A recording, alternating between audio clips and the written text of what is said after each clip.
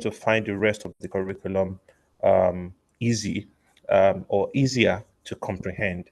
And I think that's why they have really just share that this curriculum. And so, what we're going to be doing this afternoon really is to provide a framework for really understanding economics from the CFA point of view. Now, some of us already, perhaps you did economics in school as your first degree or as a borrowed course, depending on the your first degree course. The way the CFA Institute wants you to think through these courses is slightly different from what you will find in perhaps in your undergraduate level. Even though the content would be the same, the context and the theories will be the same, but the way you think through it is really going to be different. For one thing, the CFE curriculum is designed from a practice point of view. Yes, a lot of theoretical background, but the structure is from a practical point of view. One of the things you would see very quickly when you go through your CFE curriculum is that when you look at the authors, they have a blend of both teaching and practice.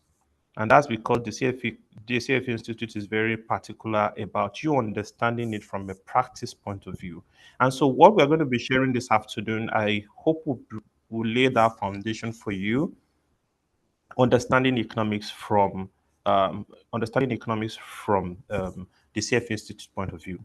And just on that, the thinking that you should have when you're studying CFA level one economics is this: why why why do I need to study this course? You will notice that the CFA curriculum is a consolidation of so many courses. You have economics, you have QM, you have financial accounting, you have portfolio management. But why particularly economics? Economics lays the foundation for you to understand the behavior of the actors in the economy. Now, at the end of the day, as a financial analyst, you will be dealing a lot with investment, different assets, understanding their value, understanding prices, understanding how they are traded, and all of that. But the key component to the work you will be doing fully, right, is value. How do you determine the value of a bond? How much is it really worth?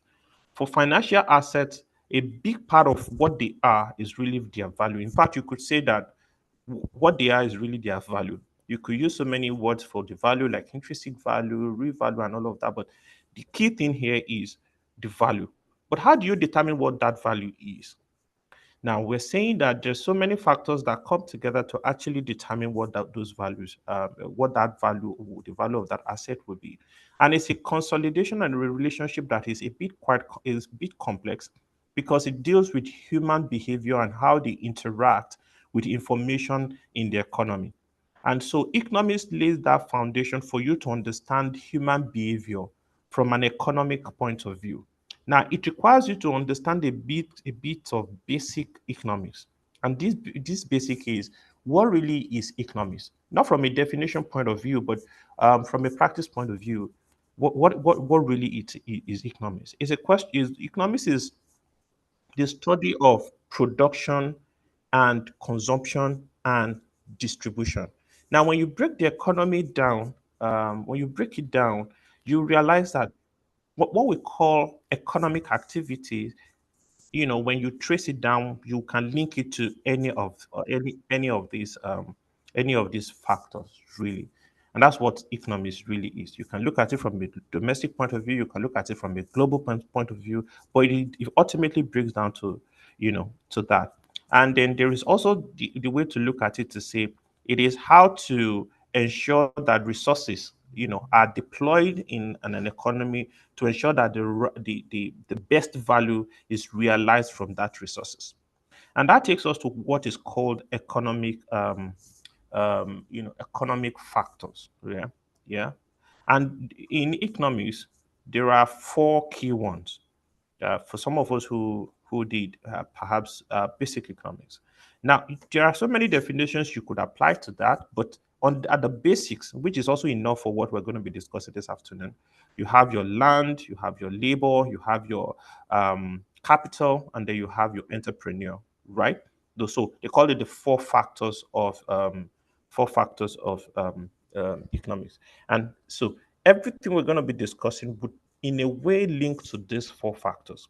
Now, what drives these factors? What are the thinking? What are the behavior? What determines what goes on with all of these factors? In fact, you will see that courses would be some of the courses would be looking at the interaction or the relationship or between these factors. Some of it would be looking at specifically maybe one of the factors, but ultimately it is how all of these economic factors actually work together to generate value in the economy. Just give me a moment to share a bit of notes with you. I call it a note because essentially it's, I like to use the CFA curriculum because again, when you're studying it, when you see the things that you have seen before, it's easier so that it makes your study faster and easier.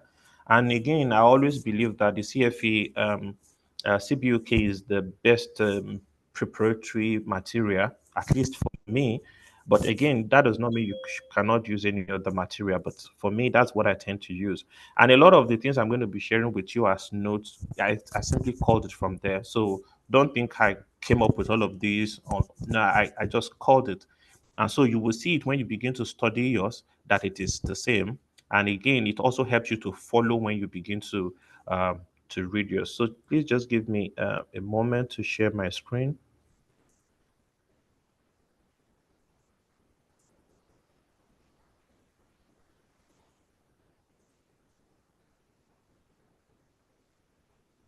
And kindly just let me know when you can see my screen.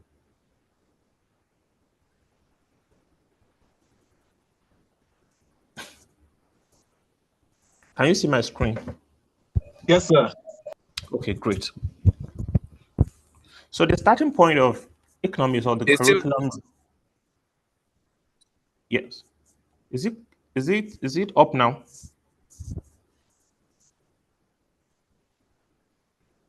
Can I go on?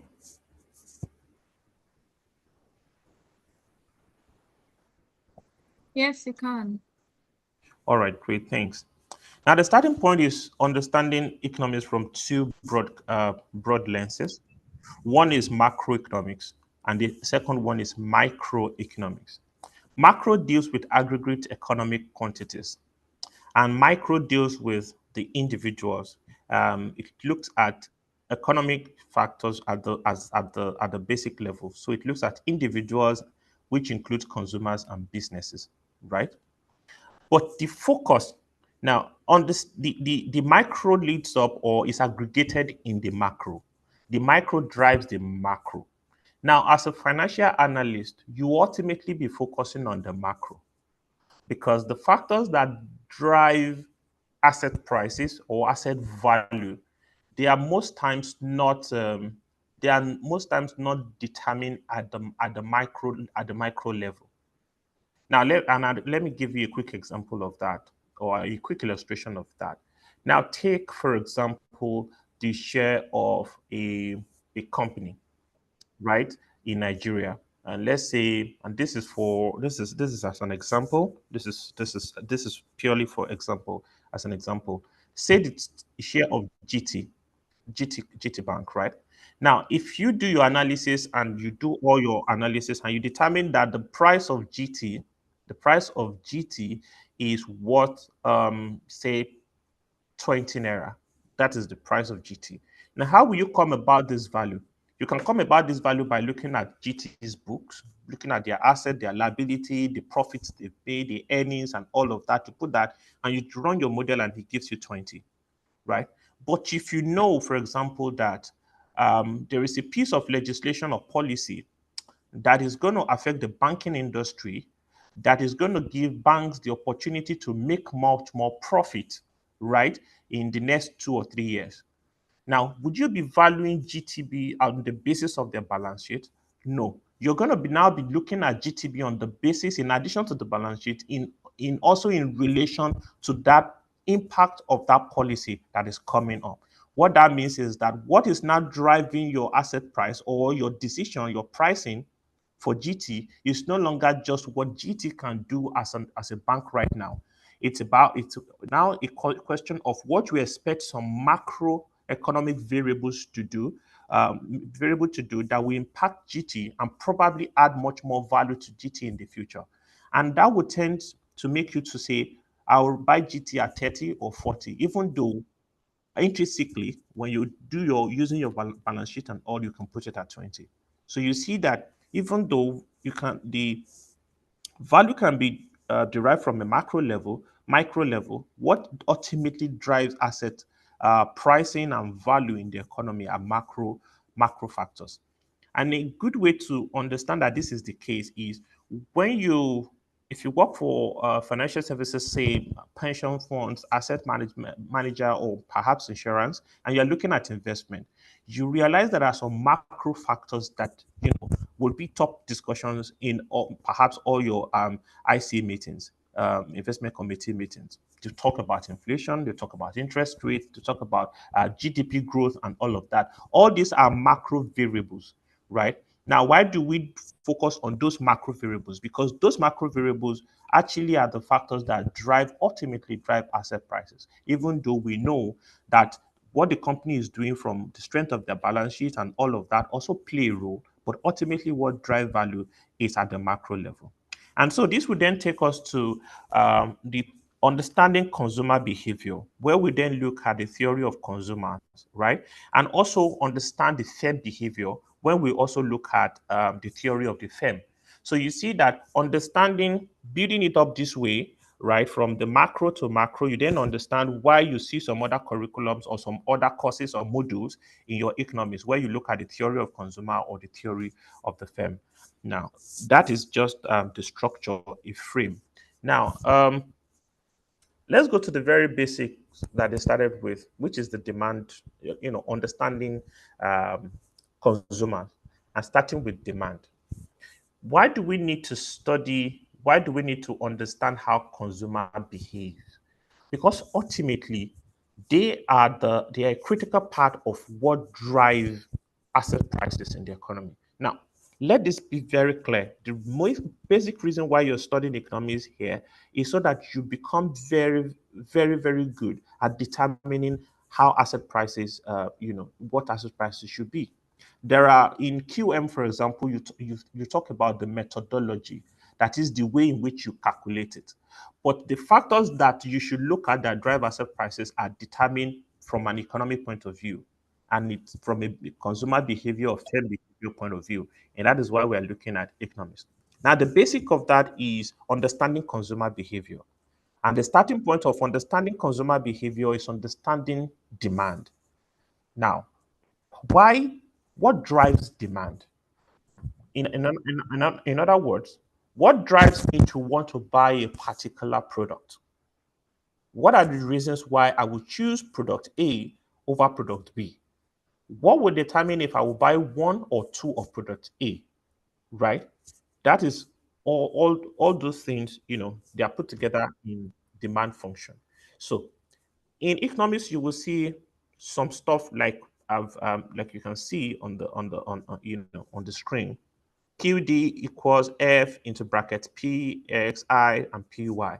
They are called functions. They are called functions. So what that equation one you see there is the demand function at the basic level. Now, for some of us who are not familiar with economics, my advice is when you see these things, think about it from two ways. Number one is it is a model. Now, what is a model? A model is a way to constrain real life situation in a way so that we can study it. Now, if you do not create a model, it will be difficult for you to study a lot of real life situations. Now, what do I mean? We talk about household, for example. But when you really look at household, there are different types of household. There is a household where you have a family, maybe a family of two or a family of three. There's still household where it's only a single person, no household. There is household where you have extended family, that is, you have the grandfather, grandmother, and all of that. Now, so if you say you want to start studying household and you start studying each of those, you will end up coming up with different equations or different models or different ways to study them because they are kind of different. Now, a model is something that has been set up to say, you know what, if we use this model and we use this model to study this particular set of people, even though we know that 100% of people will not, 100% of that target audience will not fall into this model, but a bulk of them will actually fall into this model. And therefore, whatever this model tells us, we can rely on it. And so your equation is set up as a model. And a lot of the equations you see in economics, they are set up as models, right? That is a way to be able to a simplified form that enables you to study a particular set of observation much more effectively. So your demand function is an example of that, right?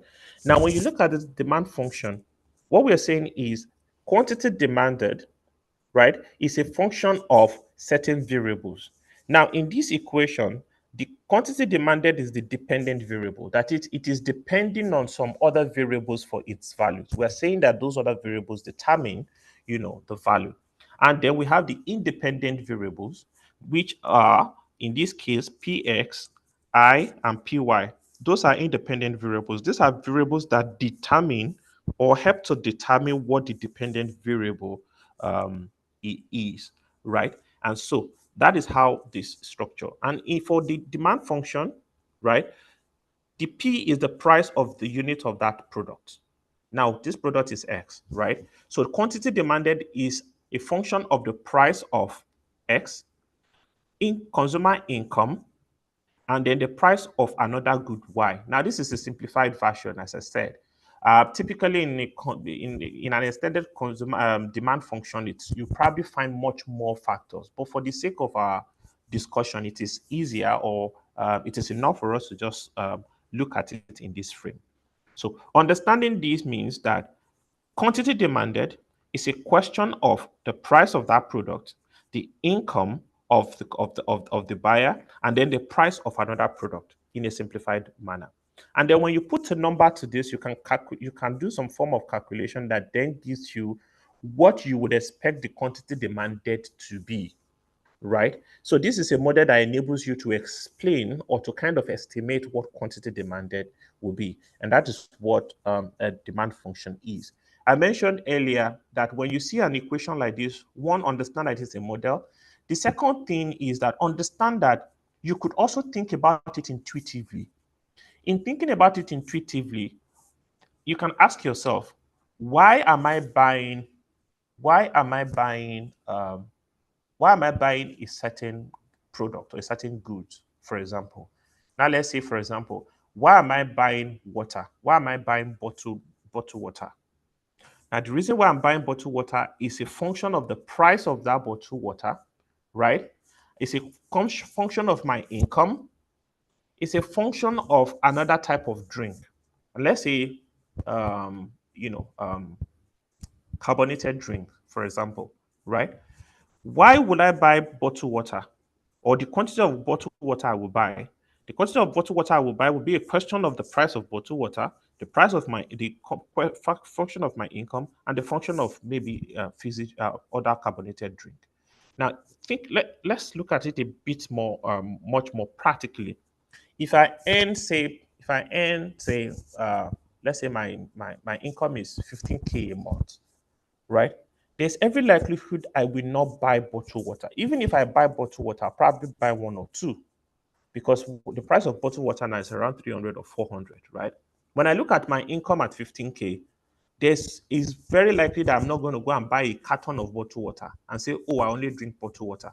Most likely I won't, right? It's not because I do not like bottled water, but because of my income, it is impractical for me to spend a carton of bottled water, probably say 4 5 for 12, right? That you will spend 4 5 of your 15K on one carton of bottled water just because you want to drink bottled water, right? Then what that then tells me is what is the price of one? If the price of one, say it's 80 naira or 70 naira, maybe I would, which means a carton would be around 600 naira. Most likely I will. If my income is say 100K, maybe I will. Then if the price of a substitute, which is another good why, right, is cheaper or more expensive, maybe I would not. Now, so what we are saying with this frame is that for me to buy bottled water, it's a question of what the price of bottled water is, my income, and the price of other goods, which could be complement or substitute as the case may be, and as we will see. And when you look at it from that, if when you look at it intuitively like that, it also makes sense. So it makes sense if you think about it intuitively. It makes sense if you think about it theoretically. That is, if you think about it as a model. Now, when you study economics, two things would be very apparent. Number one is that as you study it, you're likely going to see that, oh, this phenomena that I've been observing is actually true theoretically. Oh, so this is why central bank, raised rate or cut rate or did. Oh, so this is why they say this. Oh, so this is the why the price of this is. You're going to see practical application of it almost immediately, instantly, because economics is very practical. The other thing is you may realize that what you're studying is actually at variance with what you're observing in the economy. For example, you see that, okay, if interest rate is this, then here's what bond yield should be. But you then realize that, oh, it's not the case in the Nigerian economy. So you're likely going to face those two things. Now, the first one is the reason why you're observing the first one is, like I said earlier, they used a model. And when a model is used, 80% of the time you probably notice and find that it is correct. It applies. And therefore you will actually see it play out the way the model or the way you are studying it in your curriculum. The other times where you're not observing it is also because it's a model. A model is not guaranteed that you will see this play out 100% of the time, right? Which means the 20% of the time it's not going to play out is probably what you're observing. It does not mean that your theory is not correct.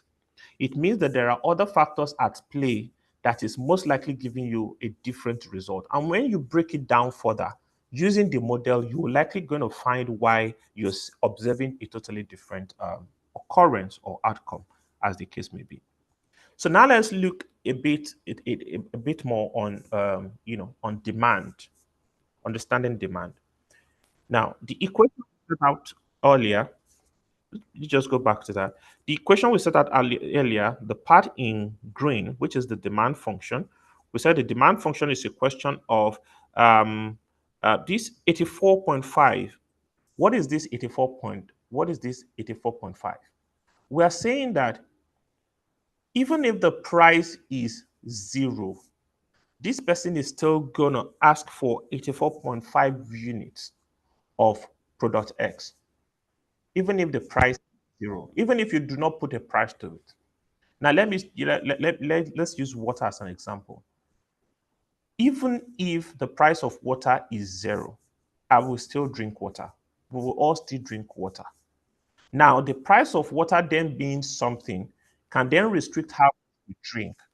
But even if the price is zero, we are still going to demand for a particular quantity of water. That's what that 84.5 stands for, right? Now, the other factors will be determined based on the coefficient. Now, the 6.39 you see is called the coefficient. 0.25 you see in front of I is the coefficient. The 2 you see in front of 2 py is called the coefficient, right? When you go into QM, for example, you start seeing them use the word coefficient and all of that. So that you just know that there is a link.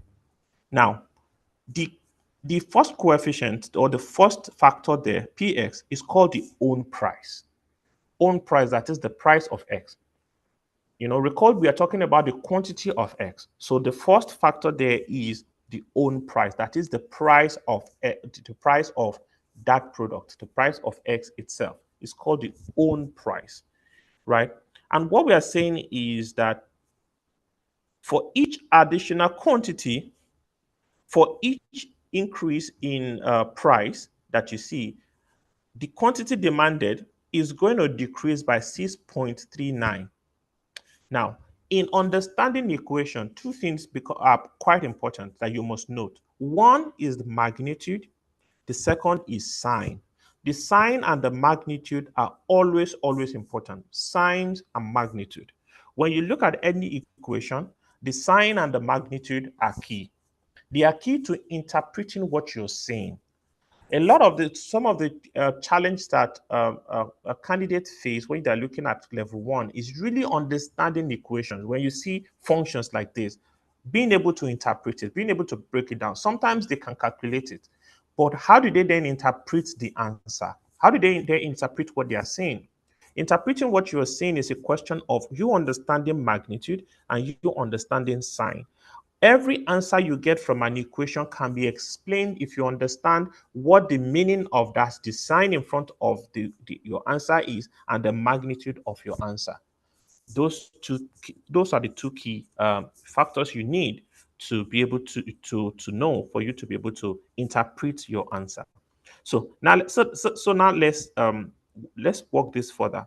Now, in the previous question, there's a question in the curriculum. Some numbers have already been provided for all of these variables. The number have been provided for PS, that is price.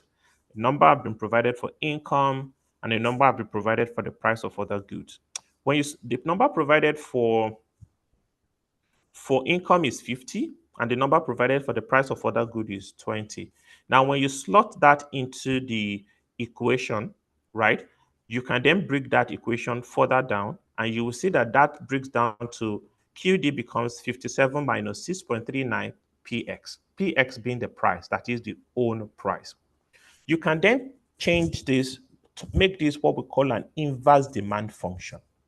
How do you make this an inverse demand function? You simply make Px the subject of formula. That is, you turn the equation down, upside down. Rather than look for QD, you then look for Px. Now, by doing that, what this would mean is that you will make Px the subject of formula, which means you would then have to divide 57 and then 6.39 px by 6.39. And when you do so, you will end up with px is equal to 8.92 minus 0.156 qd. So what you get by making px the subject of formula is called the inverse demand function.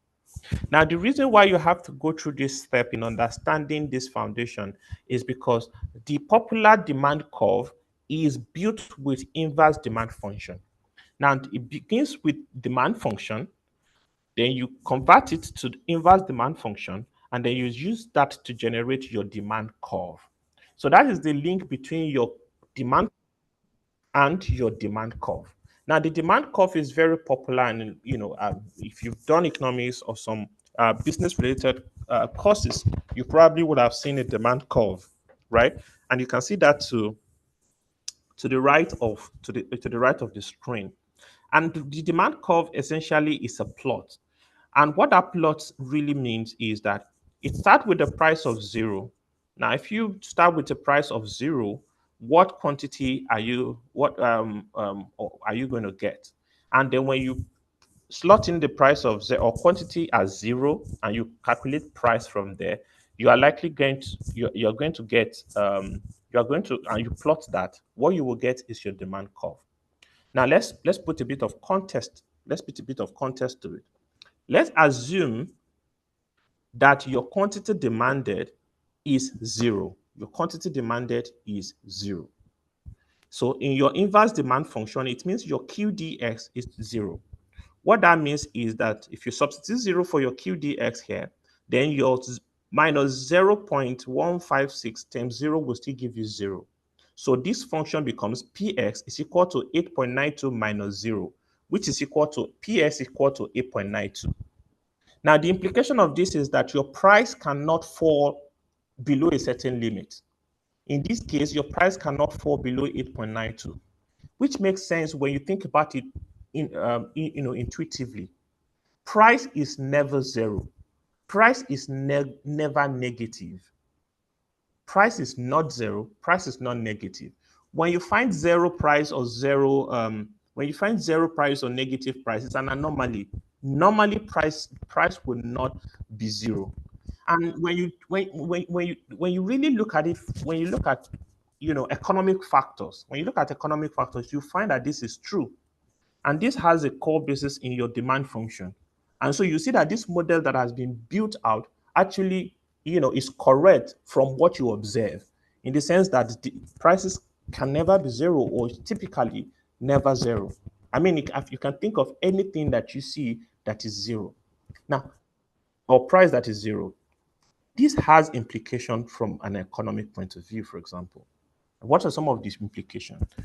Some of the implication is when you look at perhaps a socialist economy compared to a capitalist economy, where you then see perhaps government giving out freebies or giving out stuff that are free to people at no price, typically such economy run into problem because intrinsically everything has a price. So the fact that government has taken, for example, let's say, take some of the government policies that we see where they do transfer of money to the less to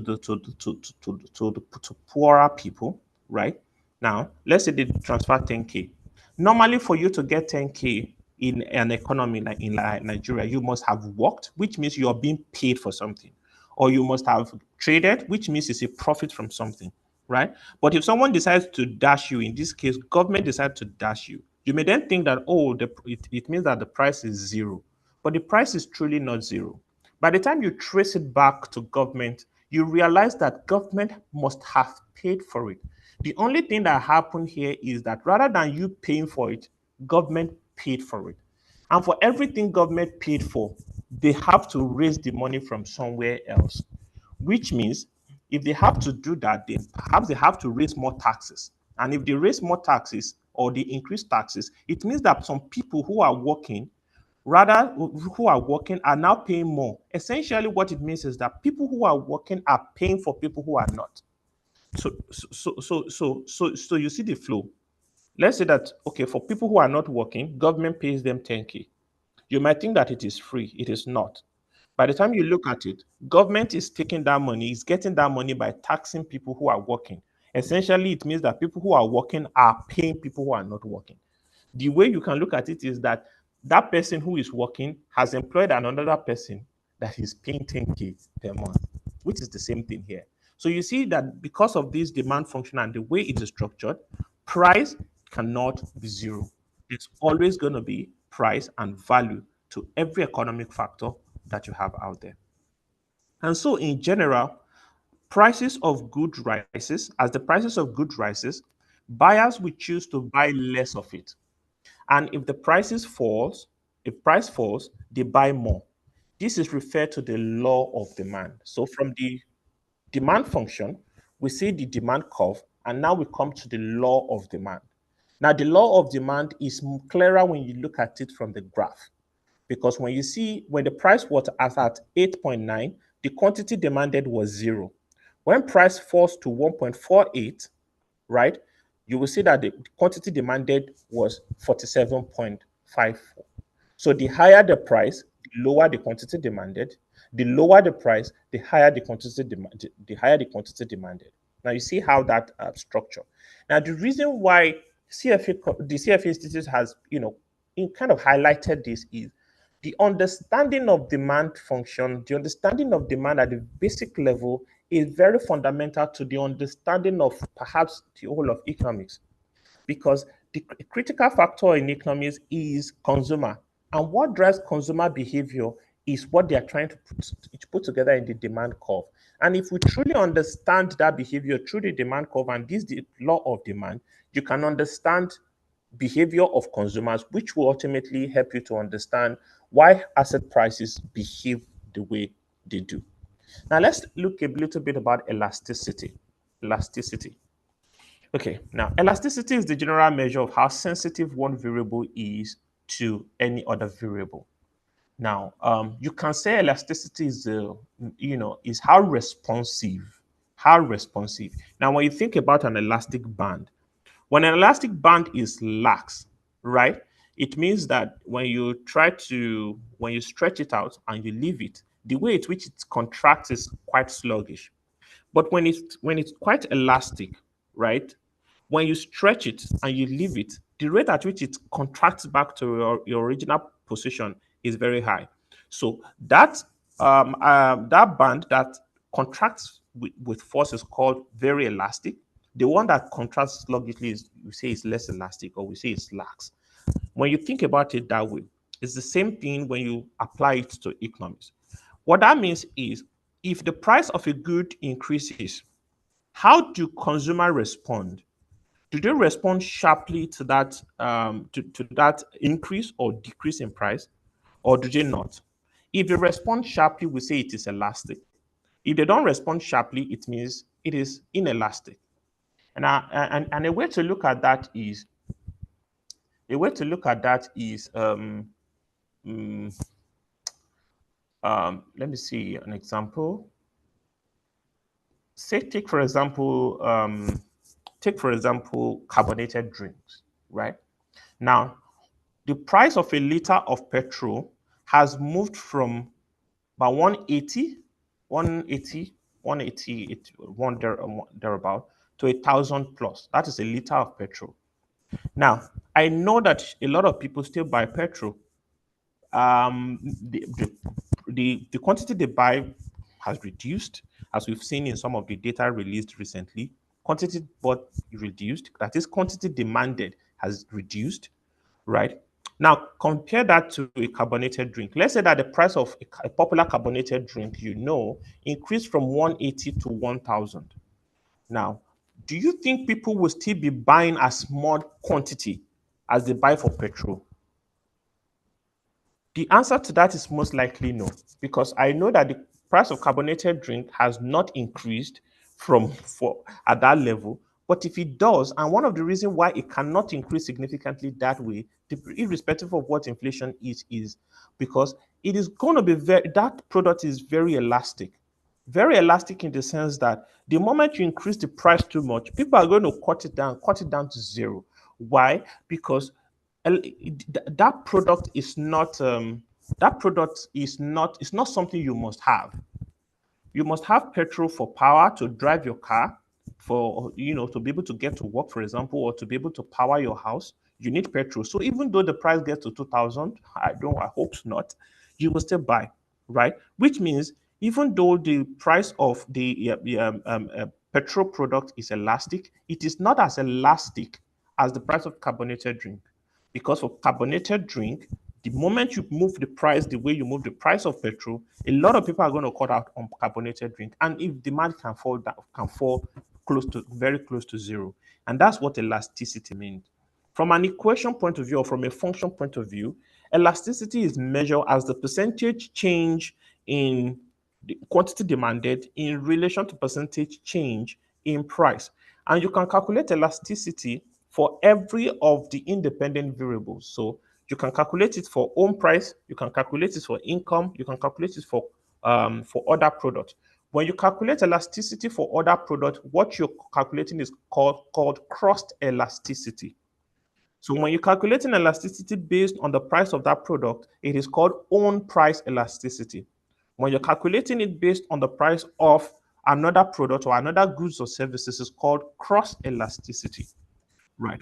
And so when you look at the elasticity equation in the first green box, right, you will see it's simply the percentage change in quantity demanded over the percentage change in price. But you can then expand that. If we can expand that when you think about now is it algebra now? When you think about it, it's algebra. Now, what is percentage change in quantity demanded? How do you calculate percentage change?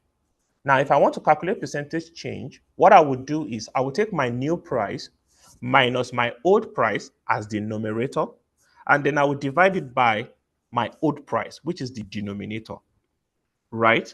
Which means my change in quantity demanded will be new minus old in the numerator over the old in the denominator. So when you look at the equation, the bigger green box, you will see how they then break that down.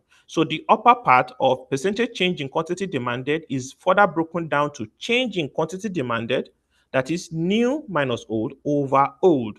So you can see change in quantity demanded over quantity demanded. The same thing goes for price. Change in price over the old price, that is new price minus old price over old price. And when you look at that equation, when you have that four steps, right? For some of us who are familiar, The way to break it down is that you can take you would the top part and the top part the as how do I put it, number one and number three, you put number one or number three, and then you invert number two and number four. It's still the same thing. It's still the same thing. So what they have done is that that long information, that long equation, they have just broken it down, right? And the reason why they have to break it down this way is because it is then easier for you to work with. So don't bother yourself, or don't try to.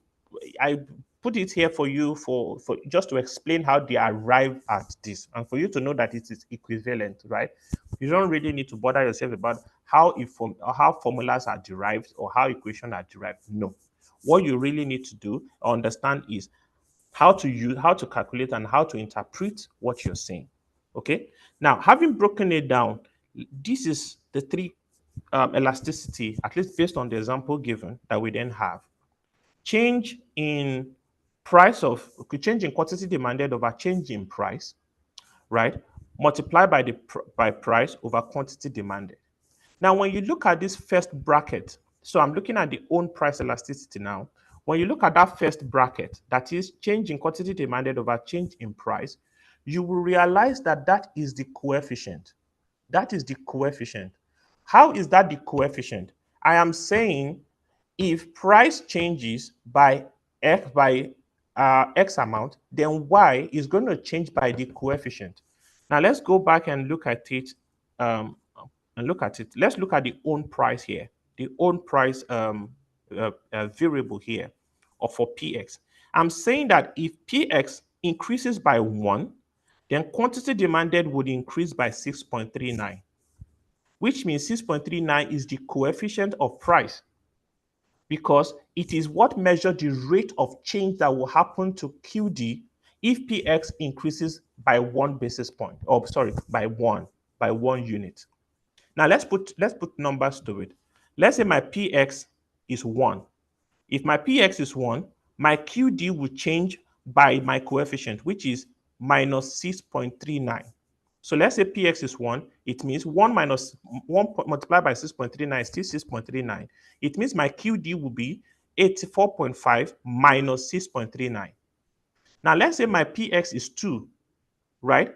Then that becomes 6.39 times 2, right? That gives me the figure. And then my QD becomes 84.5 minus perhaps says 12.80, right? So you see that the rate at which my QD is changing is 6.39, because the PS, whatever the value the PS takes, is you are simply going to multiply it by 6.39. So that is the rate at which my QD will respond to my PX, essentially. That is called the coefficient. Now, the sign before the coefficient is important. The sign before the own price coefficient here is negative. What that means that the impact on QD is negative. If PS goes up, then QD would go down. That's what the negative means. It means that there is an inverse relationship. If the sign is negative, there is an inverse relationship. If the sign is positive, there is a positive relationship, right? What that means is positive relationship means they move in the same direction. Inverse relationship means they move in opposite direction. That's what it means. So now let's put it into context. If my price moves from 1 to 2, it means my quantity demanded would reduce, because the coefficient there is negative. Now let's compare that to the coefficient in front of income. It means that if my income increases, right, my quantity demanded would increase, because the sign in front of the coefficient is plus. So you see, the sign and the quantity is important in interpreting that equation. So let's go back to to the own price elasticity. So what we are now saying is that the QD, change in QD over X over PX, is equal to your 6.39. Actually, that is the coefficient. That is what measures the change in PX in relation to change in QD.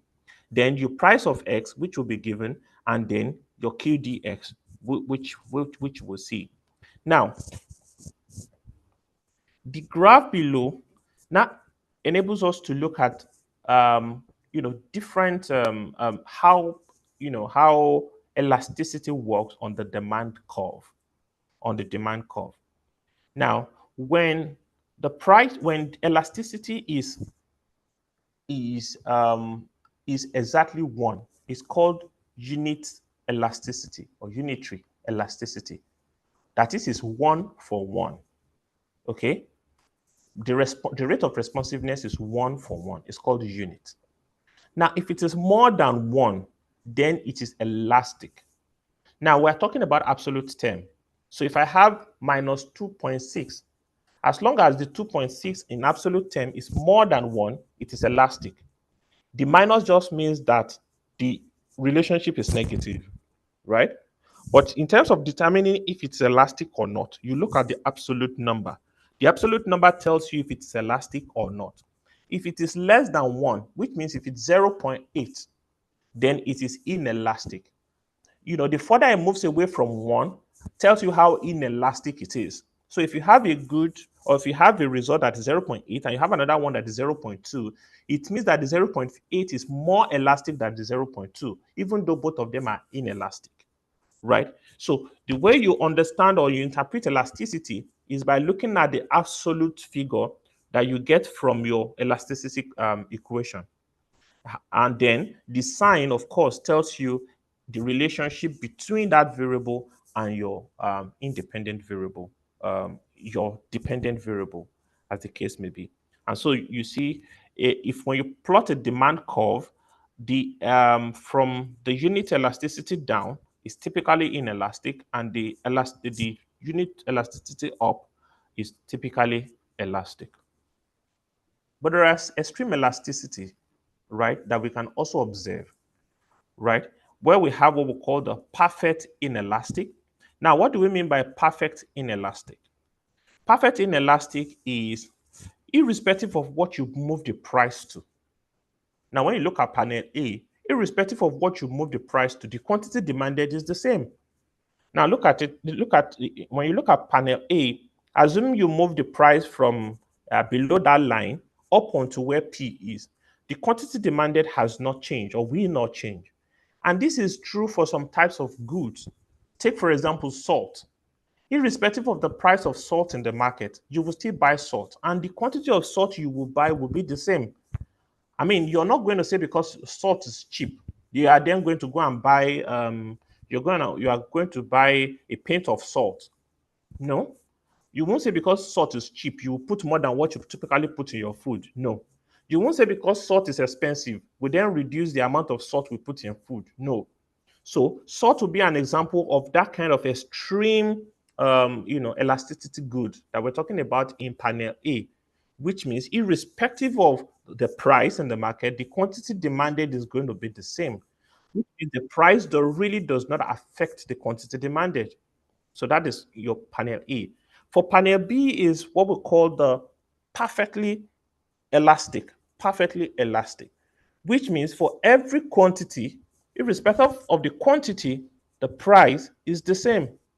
Irrespective of the quantity, the price is the same, which means it has an infinite elasticity. It has an infinite elasticity, right? The quantity demand can be any value. The price will simply be the same. Um, can't think of any example. Perhaps as I move along, if I recall any example we can put in panel B, I'll then share it. But those are the two extremes where we have what we call perfectly inelastic and what we have perfectly elastic. Now, still talking about elasticity, there are a couple of factors that determine elasticity. So, the question that can come to your mind is, okay, so what determines if a good is elastic or not? Why? How is it determined? Now, how it is determined is a combination of so many factors. Actually, it's a combination of so many factors. Typically, it's not about one factor. It's a combination of so many factors, and we can apply that to a lot of goods, a lot of goods, and we can even observe it in the practical sense. Number one is what we call the degree of substitutability. Degree of substitutability. the degree of substitutability. Now, take for example the carbonated drink markets in Nigeria. The carbonated drink markets in Nigeria, for example, you will notice that for a lot of the carbonated drink, especially the known brand, when you look at the prices are typically very close to each other. Another good example you can look at is bottled water. The market for bottled water. I mean, the reason why you can simply buy bottled water maybe in traffic is you know that the price is the same. So when you ask the guy selling it in traffic to give you bottled water, you know it's either 200 or 300. Hardly would you find a situation where you say, oh, because this bottled water is black bottled water, therefore the price is 500. The guy will probably not sell anything.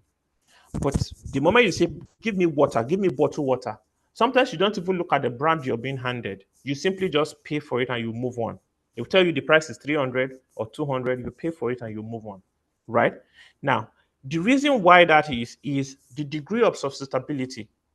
And that tells you how elastic that product could be. Now, if the degree of substitutability is high, that is, consumer can quickly switch to another product that can offer them the same value or the same marginal utility or the same utility for that matter, right? Then the elasticity would be very high, which means the moment you increase the price, consumers are going to react almost instantly and they are going to react almost violently. Now, take for example two branded products that you may be familiar with, say Coke or Pepsi, right? Because of the branding and all of that, they are very similar in the way you look at them. When you go to the market and you look at the price of both, it is very close. They might not be the same, but the price is close. Imagine that the price of one of it then increased by 100 or 150 naira per, instantly. What would you think will happen to the demand for that particular product? The demand will fall very sharply. Why? People are simply just going to move to the next one. They're going to move to the alternative because in the eyes of the consumer, they both offer the same thing. They both offer the same utility. Now, what is utility? Utility is the amount of satisfaction that you derive from consuming a product. And when you say consume, it does not necessarily mean you eat it or drink it, right? When you drive a car and it takes you from one location to the other, that is utility. That is satisfaction. What you want the car to do is for it to move you from point A to point B. When you use your phone to make a call, the utility is that ability for you to be able to communicate via the phone. So it does not necessarily mean you being able to eat or you being able to drink, right? So that is how what utility means. So utility is measured in utils. That is the unit of utility is measured in util. The way you measure Nigerian currency in naira and kobo being the smallest unit. So util is the smallest units of utility, right? So the degree of substitutability is key. The portion of the typical budget that is also spent on that good is also important. What do I mean? Um, you know, for a lot of us, there is a particular amount of your budget you spend on a particular item in the house. Take toothpaste for example, and I think toothpaste is yeah. Take toothpaste for example. Now, because of the amount you spend on toothpaste is very insignificant. Let me not say insignificant because toothpaste is quite expensive now. Come to think about it, right? But because that amount is small, even if they increase the price, even if they increase the price by 50%, you will still buy. In fact, when you look at the inflation that has happened in Nigeria in the last 2 years, the reason why you still buy some product really is because of this particular reason. This portion of that product in your budget is very small. You still buy your toothpaste, even though you know that the price has almost doubled. Depending on the brand you use, you still buy it. But if you want to buy a car, for example, right? Which will probably take a large chunk of either your budget or your savings or whatever that you have. You'll be very particular if the price changes or if the price increases. In fact, you can say because of the price of car, you will not go for a particular brand and you go for a totally different brand entirely. For your toothpaste, you don't mind. In fact, the price of your toothpaste has increased, almost doubled, but you don't care. You still buy that toothpaste. In fact, without asking question. But if the price of a particular brand of car you have in mind has doubled, Probably right now you'll be thinking of a different, you'll be thinking of an alternative to car or an alternative to that brand of car. So that's what we mean when we said the portion of the typical budget is also a factor in determining elasticity. The amount of time that is allowed to respond to change in price is also a factor. What do we mean? At this point, we look at short term and long term. In the short term, the response might be inelastic. What do we mean by the response being inelastic in the short term? The rate at which people respond, people don't, there's a nature in the market, right? There's a nature, really. What that means is the reluctance to actually take an action, the reluctance to change, the reluctance to shift is always there.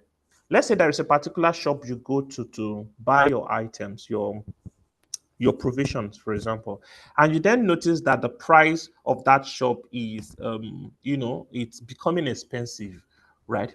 Now, when you check it and it's expensive for one or two goods, you probably just ignore, and you're using them because they are perhaps it's close to your house. You continue to do that in the short run, but as you're doing that, you would consciously be looking for other alternative where you can find cheaper goods. Let's now say that you work in VI and then you found a shop in VI that now sells those goods cheaper. In a couple of months' time, you realize that you if you check, you will buy your provision from VI and take it home, which means you have shifted totally from that shop to the VI shop. But in the short term, when they change, when they begin to increase prices, you probably would not switch instantly. So that's what we mean. The amount of time that is allowed, when given enough time, elasticity is much more pronounced than if the time frame is short. And that's what that means. And then the extent to which the good is seen as necessary or optional, necessary and optional. And I think the example I cited earlier, using petrol and carbonated drink, it's a perfect example that you hear, right? If petrol is seen as necessity, then carbonated drink might be seen as optional, depending on, if you're someone who likes to take carbonated drink. If the price of petrol increases as we have seen increases, you will have dropped the quantity demanded would be lower, but not significantly lower. I mean, there is a minimum liter of fuel you need to go to work. You won't say because the price of fuel has increased, you would buy less, because if you buy less, you simply won't be able to transport to work. Let's say, for example, you spend 50,000 or you buy 50 liters of fuel, and that's what takes you to work for a particular month, right? Even if the price moves from 180 to 1,000, you will still buy 50 liters of fuel. The only thing is that you might start thinking of, okay, should I pair with one or two of my colleagues that lives around once in a while, just to lessen the burden? Should I leave the house when the road is free so that I don't spend too much time on the road? You will make those small adjustments, yes, but the liter of fuel you buy would not significantly reduce. That is because it's a necessity. But when it is optional, as in the case of carbonated drink, if you used to buy a pack of carbonated drink and just put in your fridge and you drink one per day, you realize that you start drinking one in 2 days, before you know it, one in 1 week, and as the case may be, you probably would just cut off your appetite for carbonated drink entirely. So these are the factors that actually determine, or is seen as fundamental to determining how elastic the demand for a particular product is. And so, um, when you calculate elasticity and in interpreting elasticity, right? Um, Especially cross elasticity. So as I talked about earlier, you can calculate elasticity. Uh, you want to ask a question?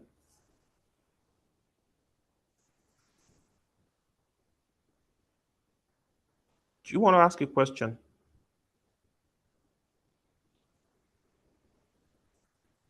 Okay, can I go ahead? Yes, you Yes, can. please. All right. Okay.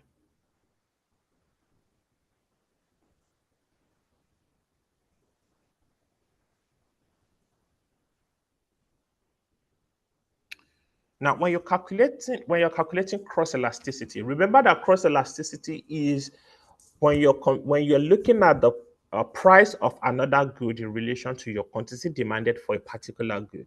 So the elasticity you calculate based on the price of another good is called cross elasticity. When you calculate cross elasticity, the value, that is the magnitude, and the sign are very important, and they have different interpretation. Number one, the sign tells you how, if it's elastic or if it's inelastic. Like I mentioned earlier, let's say you calculate the cross elasticity and it is 2.5, right? Positive 2.5. It means that it is elastic because it is bigger than 1, it is higher than 1. The fact that it is positive also means something. And what it means is it means that that product or that good is either a substitute or a complement. What is a substitute? A substitute is an alternative to a particular product, which means I can either drink, please, and this product I'm mentioning is, for example, clearly for examples, for example, purpose, for illustration purposes. Let's say Coke and Pepsi, right? Coca-Cola and Pepsi. Now, I can either drink Coca-Cola or I drink Pepsi. So they are substitutes. If the price of Coca-Cola goes up astronomically, I'll simply switch to Pepsi, which is cheaper, because it is seen that I get the same value or the same utility on both products. So that would be your example of a substitute, right? And the way you know it's post substitute is if you calculate the elasticity and the elasticity is positive, that is, the sign is positive. If the sign of your cross elasticity is positive, then that good is a substitute. If the sign is negative, then it's a complement. Now, in CFA level 1, there are two key things that would be required of you from an economist point of view. Your number one is you being able to understand, of three, let me say three, you being able to understand the concepts. Understand concept is understand the relationship between inflation, for example, and interest rate. So they will set up a question that says inflation is this, interest rate is this. They will expect you to understand the relationship, how they are both related. That is a key expectation for level 1. Another key expectation is calculation. So they will give you some of these little calculations that you will be expected to be able to calculate. Now, look, if it gives you any comfort at all, calculations in level 1 are typically not very tedious. The best is they'll probably throw in one or two complexities. And as we go along, maybe in classes, you would then see how those complexities can be introduced and how to navigate those complexities. But essentially, they will expect you to be able to do a bit of calculation, but they are very light and minor calculation. The third expectation is you being able to explain the outcome of your calculation, that is the result of your calculation, which means they will ask you you need to be able to interpret or perhaps to describe what you're seeing. So your questions will be set up from either of those three perspectives. From an elasticity point of view, you might be given a number. So in your question, the number is already given. Analyst A has calculated the elasticity and it's 0.25. Then your question would then say, good B is what?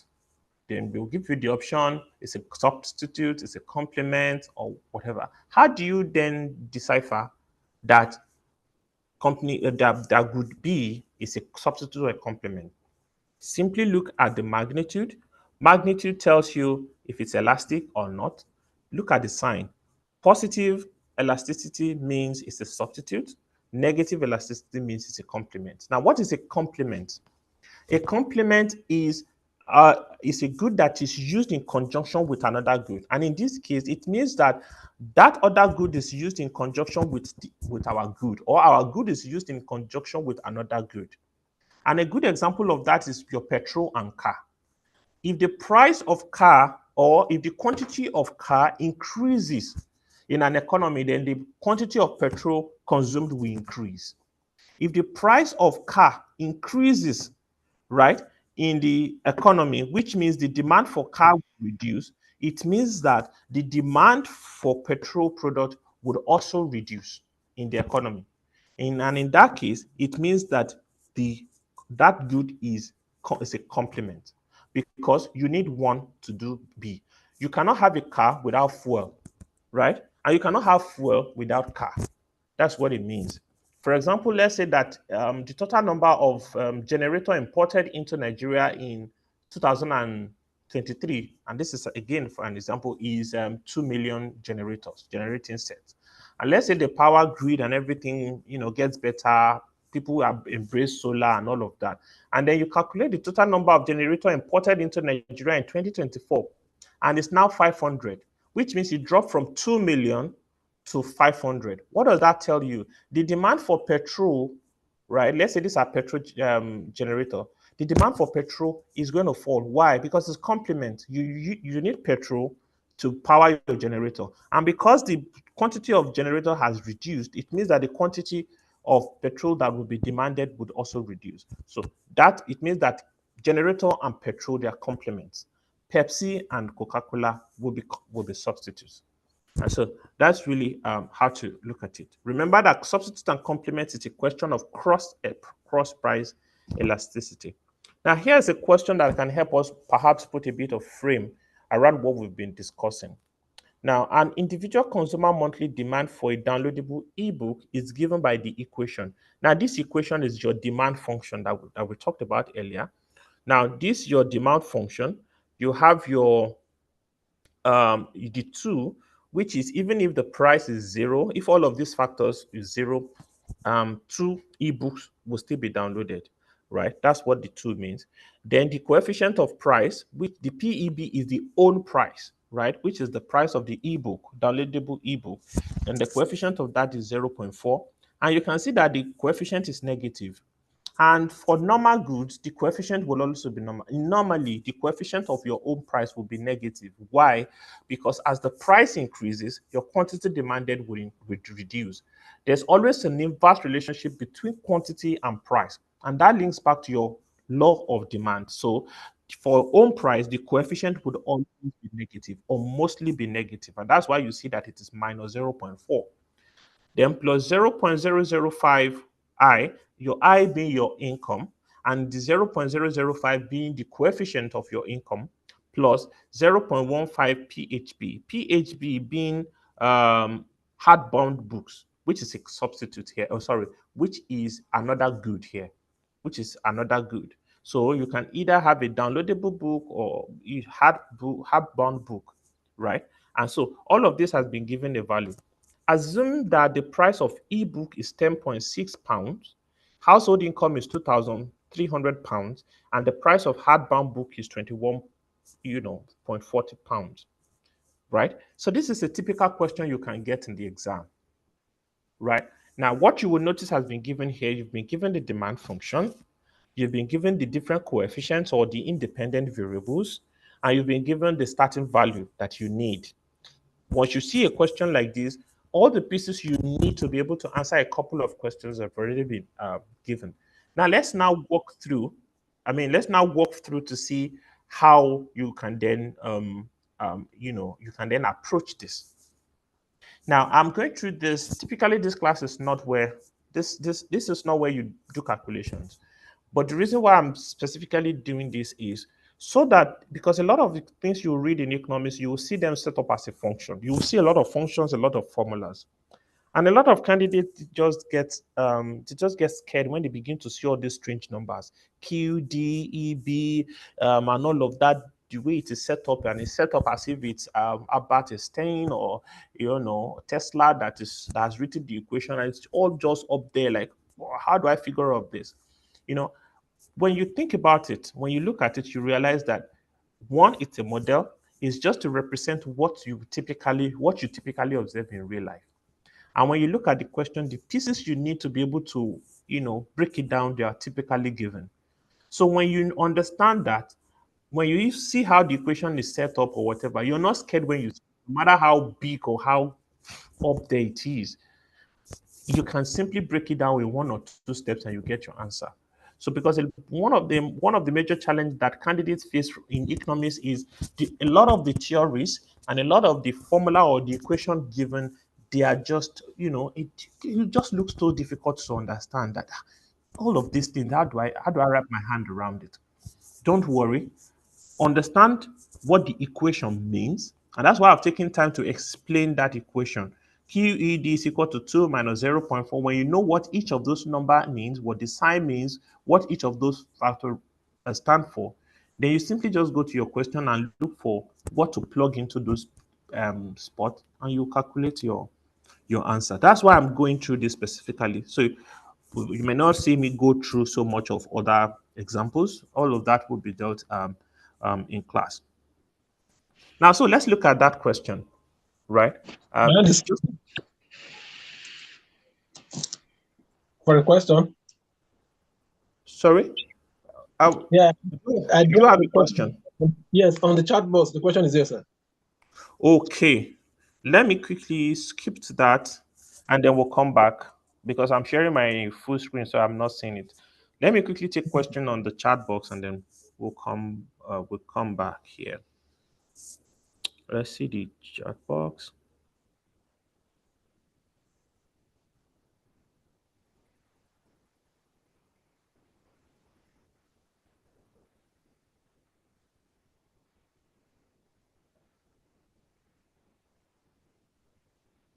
Does the sign of px, right, has any effect on income in terms of interpretation of the model, or is the relationship solely considered with QD alone being the subject? In this case, the relationship is considered on QD. So that coefficient is in relation to QD. All of the coefficients on income and on other price is in relation to QD, right?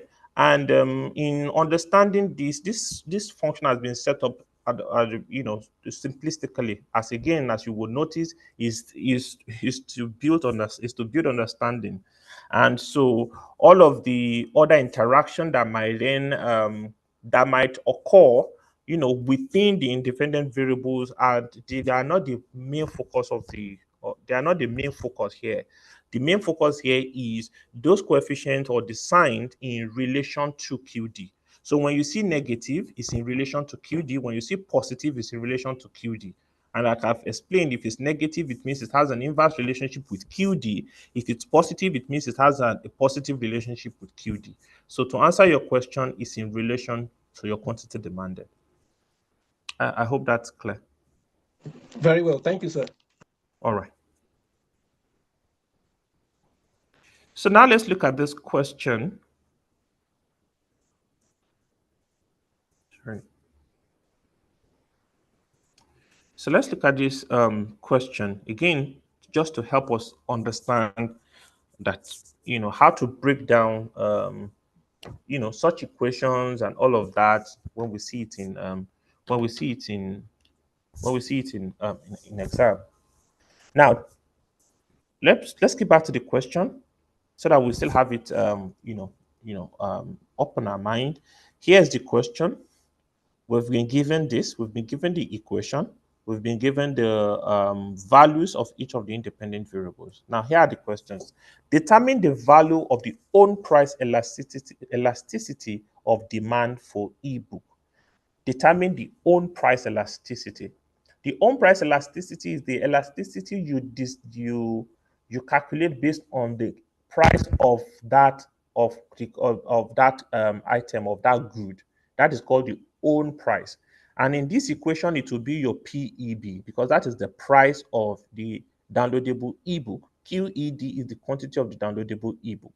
So they are saying calculate the elasticity of PEB. All right. Now, to do that, go through a three-step solution. And that's what I mean, if you have other ways of understanding it is fine. But I think going through this three-step solution can help. Number one is calculate the quantity demanded at the given price. Calculate the quantity demanded at the given price. How do you calculate the quantity demanded at the given price? Now look at the blue box. The blue box is the quantity demanded, and the value of the quantity demanded at the given price is 2.088. What do we mean? Now skip back to the question. So this is the equation. QED is equal to 2 minus 0.4. But you will notice that all of the variables have also been supplied. Your PEB, for example, which is your price of ebook, is 10.68. You slot that in, right, into where PEB is. Your household income is 2,300. You slot that into where I is. Then your price of hardbound book is 21.40 pounds. You slot that into where PHB is. When you slot all of this value in, you can then calculate it, and your answer will be 2.088. And as you can see, 0.4 with the price slotting as 10.68 plus 0.055, which is the coefficient with the with the value slotting at 2,300 plus 0.15, which is the coefficient with the price of hardbound book slotting at 21.4. When you calculate all of that, you get 0.088. Now, what is 2.088? 2.088 is the quantity demanded. Is the quantity demanded. Now, you may argue that, oh, 0.88 is not very, very reasonable, in the sense that can you download half a book? But remember that this is just for illustration purpose. So what we're saying is that the quantity of ebook that will be downloaded will be 2.088. So that is the first step. Calculate that 2.088. That is the quantity of ebook at the given price. The next thing is calculate the elasticity. In this case, you've been asked to calculate the own elasticity. That is what question 1 says. Determine the value of own elasticity. Now, how do you then determine the value of own elasticity? The formula is given here, right? This is the formula for own elasticity. And I know that this formula again might be looking strange, and that is why I'm very particular about this, just focusing on this. When you look at it very well, I have mentioned this earlier. Your change in QD over your change in PE is your coefficient. Is your coefficient. If you look at that question, that is already given. What is your coefficient for price? Here is 0.4. That is already given, right? So that is your coefficient. And then the next thing is PX. PS is also given. PS in this has been given as 10.68. That is the own price, because that's what you're calculating. And then your QED, QDX is what you just calculated now, which is the 2.088. Which is the 2.088. So you see that all the pieces you need to calculate your own elasticity is ready.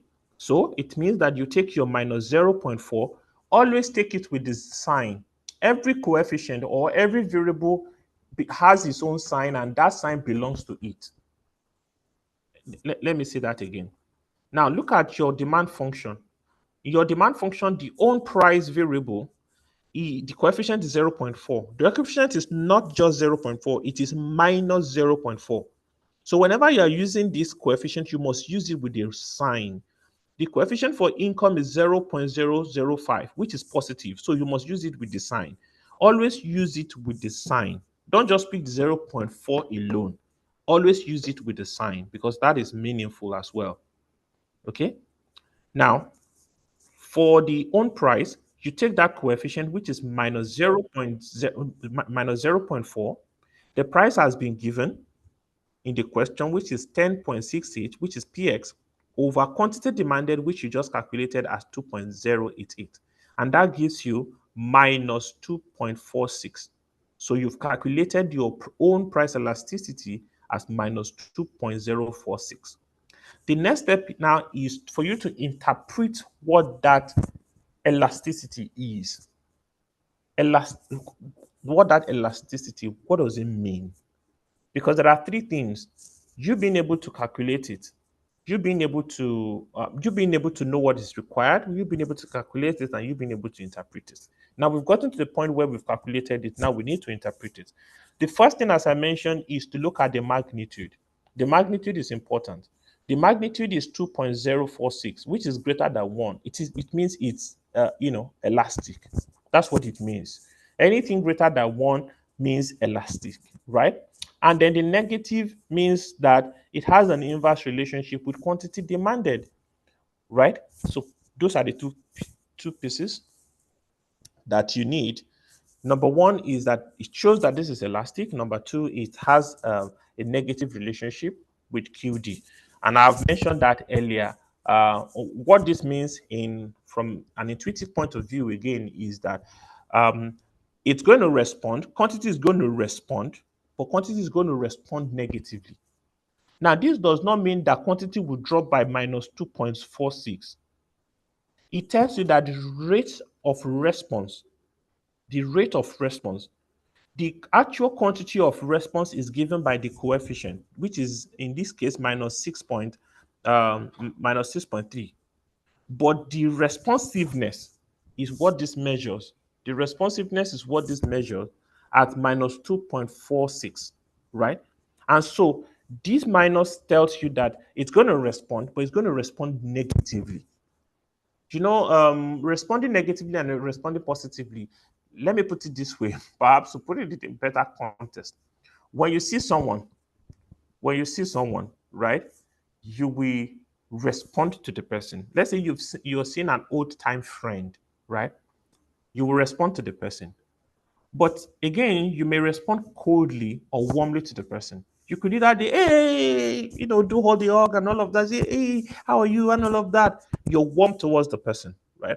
Or you just kind of shrink back. Just, oh, hey, hi, how are you doing? You know, so the all the hug and all of that will be your positive response. Or your hey, hi, how you doing is your negative response, right? Now, the magnitude then tells you if you're really happy to see the person or not, right? Perhaps it's just someone you look up to. Okay, yeah, how you doing? And you continue to do what you're doing, or someone you just continue to chat with. Hey, so have you been? I love you. I love that. I love that. So that's what we mean by the magnitude and then the sign, and that's how to interpret your elasticity. Now, this explanation works for any elasticity you are asked to to calculate and to interpret in the exam. Once you understand this three-step framework, you can calculate and you can interpret any elasticity question you have. And that's why I've taken a bit of time. Now let's look at the income elasticity. Now we say for the income elasticity, what do you need? Number one, calculate the quantity demanded at the given price. That has been calculated. Zero, that which is the 2.088. Number two, calculate the elasticity. The formula for the elasticity is your change in QD over your change in I multiplied by I over QD. Again, your change in QD over change in I is the coefficient of your I, which is already given in the question. So your coefficient of your I is 0.0005. It's given. And so what you just do is to multiply that with your I which is already given, over QD which you already calculated. Your I in this question your I in this question is 2,300, and your QED, which you already calculated, is 2.0888. And then when you calculate that, you get 0.551, which is the elasticity. Now, how do you interpret this? Number one is that this is positive. You can see that it's a positive sign. There's no negative sign, which means it is positive, right? And then you can see that it is 0.55, which means it is inelastic actually because it's not up to one. It's positive and it's inelastic, right? Demand. And so what this means is that this is a normal good. Normal good are goods that have positive elasticity. They're called normal goods. They're called normal goods. Um, I think we will see that shortly. I think there is a discussion on that when you look at normal good and inferior goods. But the whole of this is just to show you, hopefully, when you get a question, and it does not necessarily have to be an elasticity question, right? When you get a question where you have this equation, right? And they're asking you questions. Sometimes when you look at the question, you're like, oh my God, what's this? How am I going to solve this? How am I going to entangle this? And they use all of those terms and all of that. Number one is understand that that equation is a model. And in a model, um, there are key factors, key variables that are present. The fact that they set it up and is all over the place does not mean it is difficult. In fact, all those formulas they put there might just mean one number, which you might already have been given, or might just have the simple way of calculating. And so, in the case of our problem here, the demand equation is this long equation. But when you understand that your 0.4, 0.05, and 0.15 are, coefficients, and that minus 0.4 means that it is negative, which means it has an inverse relationship. Positive means it has a positive relationship. And then you understand that all you need to do is to slot in the values of those variables into that equation and you solve it. And then being able to interpret it depending on the magnitude and depending on the sign is what matters. So hopefully this has given you a kind of framework that will enable you to answer either elasticity questions or perhaps any question at all involving functions in when you're studying your economics curriculum. So we say that the demand function is negatively sloped. Negatively sloped. What do we mean by negatively sloped? Negatively sloped means it starts from the left, right, to the right. It falls from the left to the right. Positively sloped means that it rises from the left to the right. Negatively sloped means that it falls from the left to the right. Negatively sloped means it rises from the left to the right. In a negatively sloped curve, the highest value is the one closest to your left. In a positively sloped curve, the highest value is the one closest to your right. Um, you may or may not be familiar with. I think you're familiar with the yield curve. Now, I'm talking about a positive yield curve. So you could have an inverted yield curve, right? An inverted yield curve would mirror something like this. But let's look at a normal yield curve. A normal yield curve is positively sloped because you have the lowest yield close to at the short end, and then you have the highest yield close to the long end. And so you can see that the slope is upward sloping. That is, it increases as you go towards the right. But in your demand curve, it decreases as you go towards the right. So it starts high and then it goes lower. That is your negatively sloped demand curve. Now, why do we have a negatively sloped demand curve? Okay. Why do we have that?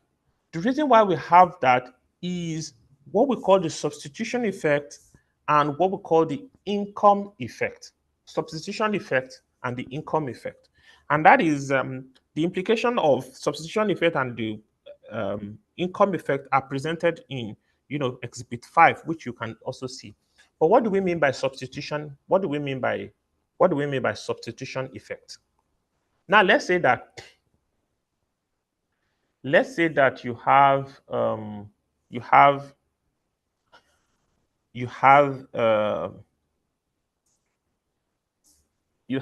income of an amount. Let's say that you have an income of 1,000, right? You have an income of 1,000. Now that income has not changed. Now in that income, let's say there is a good you typically buy that accounts for say 10% of your income, right? Let's say 10%. Let's take a typical, let's say carbonated drink. I don't know why I'm using carbonated drink a lot. Let's say carbonated drink. Let's say you buy carbonated drink, which is like 10% of your income. Now, if the price of your carbonated drink, right, if it increases, what is going to likely happen to your to your demand curve and all of that? Number one is because the rest of the other monies you have already budgeted for something. If the price of carbonated drinks increases, I'm going to go and look for substitute for carbonated drink. Because what I have to spend on carbonated drink is 10% of my budget. Unless the 10% is 100, right? I'm going to look for substitute. I'm going to look for substitute that enables me to spend that amount of money and still get the value I want. What that means is that the quantity of decarbonated drink I will buy would reduce because I'm going to substitute it with something else. Now, and that's the substitution effect. And that is why you see that that curve must come down. It must slope the way it slopes. The moment the price of one reduces, of a good reduce, I'm going to substitute it. I'm going to find something else that is cheaper. And therefore, I'm going to substitute that product out. Or if the price goes low, I'm going to substitute it in, right? It goes both ways. What about the also look at the income effect, right? If if the price goes up, it means my purchasing power for that product, has reduced, right? What it means is I will simply buy more, I will simply buy less. Now, what do we mean by purchasing power? When the price increases, you know that when price increases, the way we measure that is inflation. When price increases, we say there is inflation. And we understand that the impact of inflation is that it impacts your purchasing power. That's what inflation means. It means that your 5 naira can no longer buy what your 5 naira would buy last year. Remember that my budget for this good is 10%, and my 10% is 100. My 100 could buy 10 bottles of carbonated drink before, but now that the price has gone up, my budget, even my budget will no longer be able to buy 10. My budget will only buy 8. What that means is that the quantity demanded has reduced because it has then moved from 8 from 10 rather to 8. So you see, when the price of a particular good increases or decreases, because of the substitution effect and because of the income effect, your demand curve has to follow this, which means the lesser quantity would be demanded depending on how the price moves. The price comes down, higher quantity will be demanded. And that is why you have what you call a negatively sloped demand curve. However, this negatively sloped demand curve is for what we call normal goods. Now, how does it flow? The substitution effect affects normal goods. You buy more because the good is relatively cheaper than its substitute. So, because this good is now cheaper than the substitute, you buy more of it.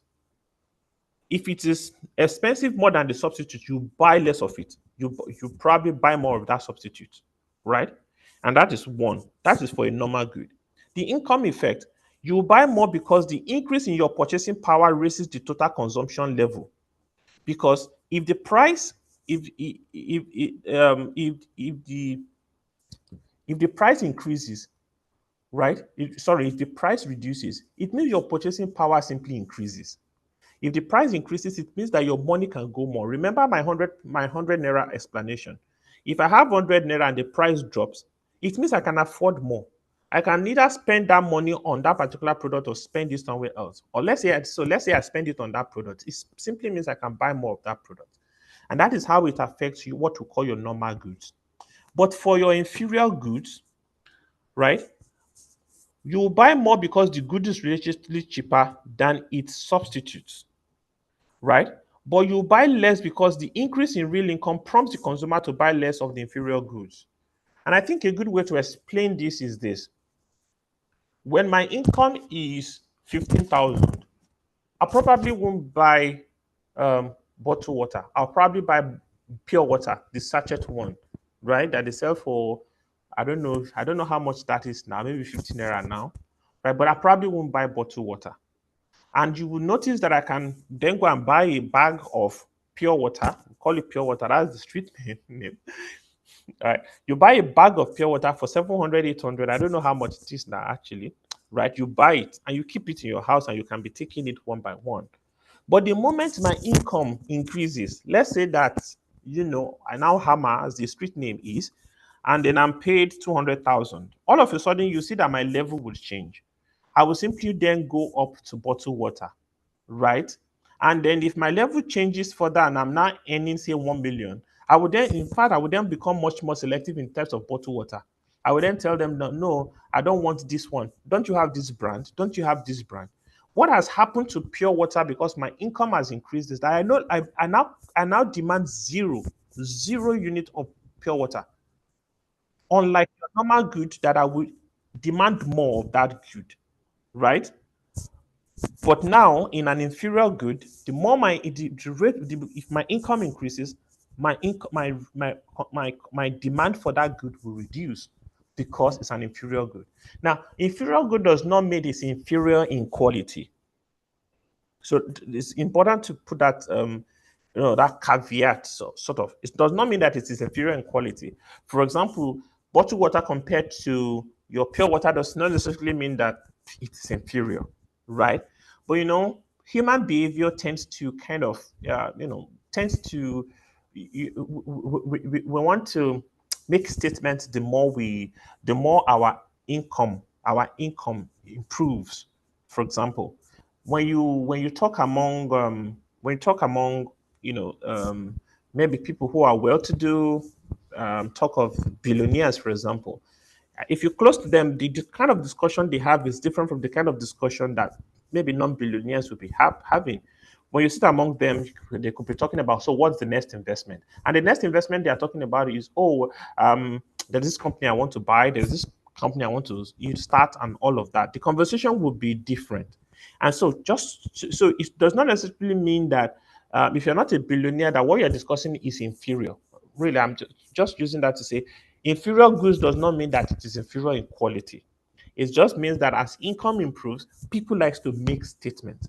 The same way you will see the difference between billionaire and not billionaire, not because the goods of the non-billionaire is inferior, but because the billionaire wants to make statement because of his or her wealth.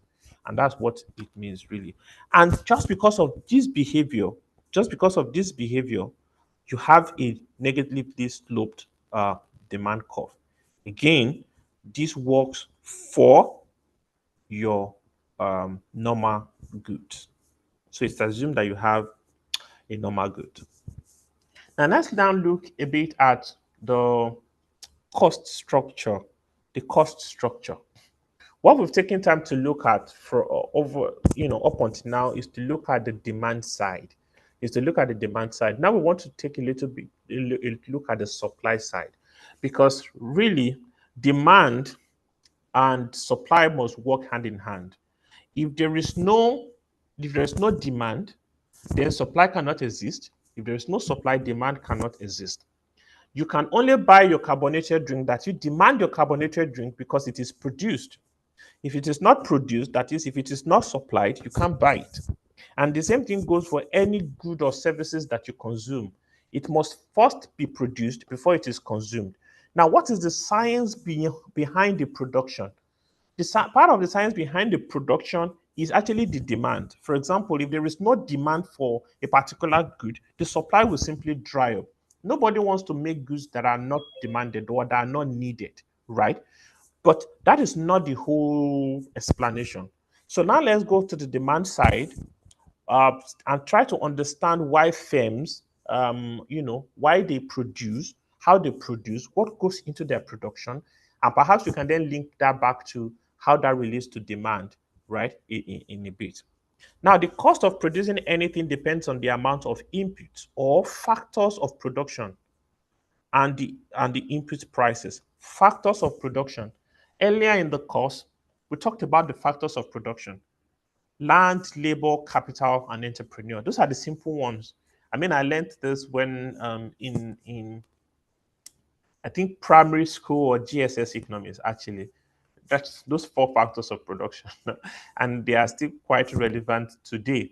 Even though you might see it defined in so many other ways right now, but it's really those four items, right? Those four factors. Now, how do you use those four factors of production? That's why they are called factors of production. Those are the inputs for production. When you break down anything at all, when you break it down, it goes down into the four factors of production. It goes down into the four factors of production, no matter how you look at it. I mean, a good way is to one of the factor of production is typically land, right? And a land does not necessarily mean landed property or land as in land. could refer to your fixed asset, which could be your building, for example.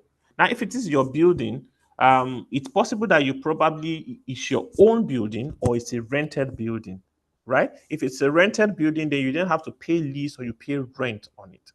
But guess what? You use that building or that warehouse as part of your production process, right? If you do not have that, you cannot use it in your production process. Your labor are the people or the employees that you employ, right, to work, to convert, to convert, you know, resources, to finish goods, and so that they can be distributed and consumed, right? So those are the employees. You have capital. Capital typically refers to the financial aspect. So you need money to be able to buy the machinery, pay for the rent, pay the people, and do a whole lot of other things, right? And then your entrepreneur is the idea or the managerial experiences or the technical know-how you put into putting all of this together so that you can produce an item. So at the end of the day, the cost of producing anything depends on those factors of production. Now, the total cost of production is the number of hours labor multiplied by the wage rate plus the number of machine hours multiplied by the rental rate. Now, this is a simplified version to say the total cost of a product, of producing a good, right? When we look at it from a factor of production point of view, and in this case, we only look at two factors of production, land and capital. Labor and capital. Labor and capital. That's the assumption behind this equation, labor and capital. And if those are the only two factors of production, how do you measure labor? You measure labor in wage rate, right? And then you measure capital in rental rate of machine. So that is just a stylized way of understanding it. You use two factors of production and then you find the means of measuring those factors of production. For labor is wage rate, for capital is machine rate. We are now saying that to now get your total cost, therefore, you multiply the total number of labor by the wage rate. Let's say that there are 10 people, 10 employees, and they work 10 hours, right?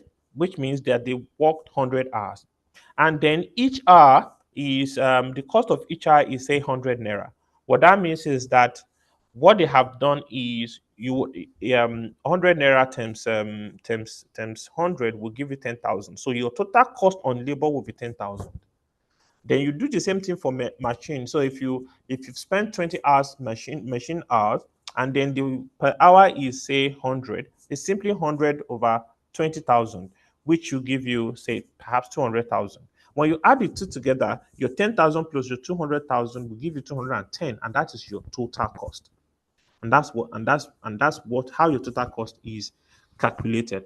Now, depending on the number of factors of production that has been identified or in use, either in your question or in your scenario, the way to calculate total cost is the same, right? At the basic level, is to calculate the total number of that resources consumed and the unit price of that resources or that factor, and then you multiply it and you add it and you get your total cost.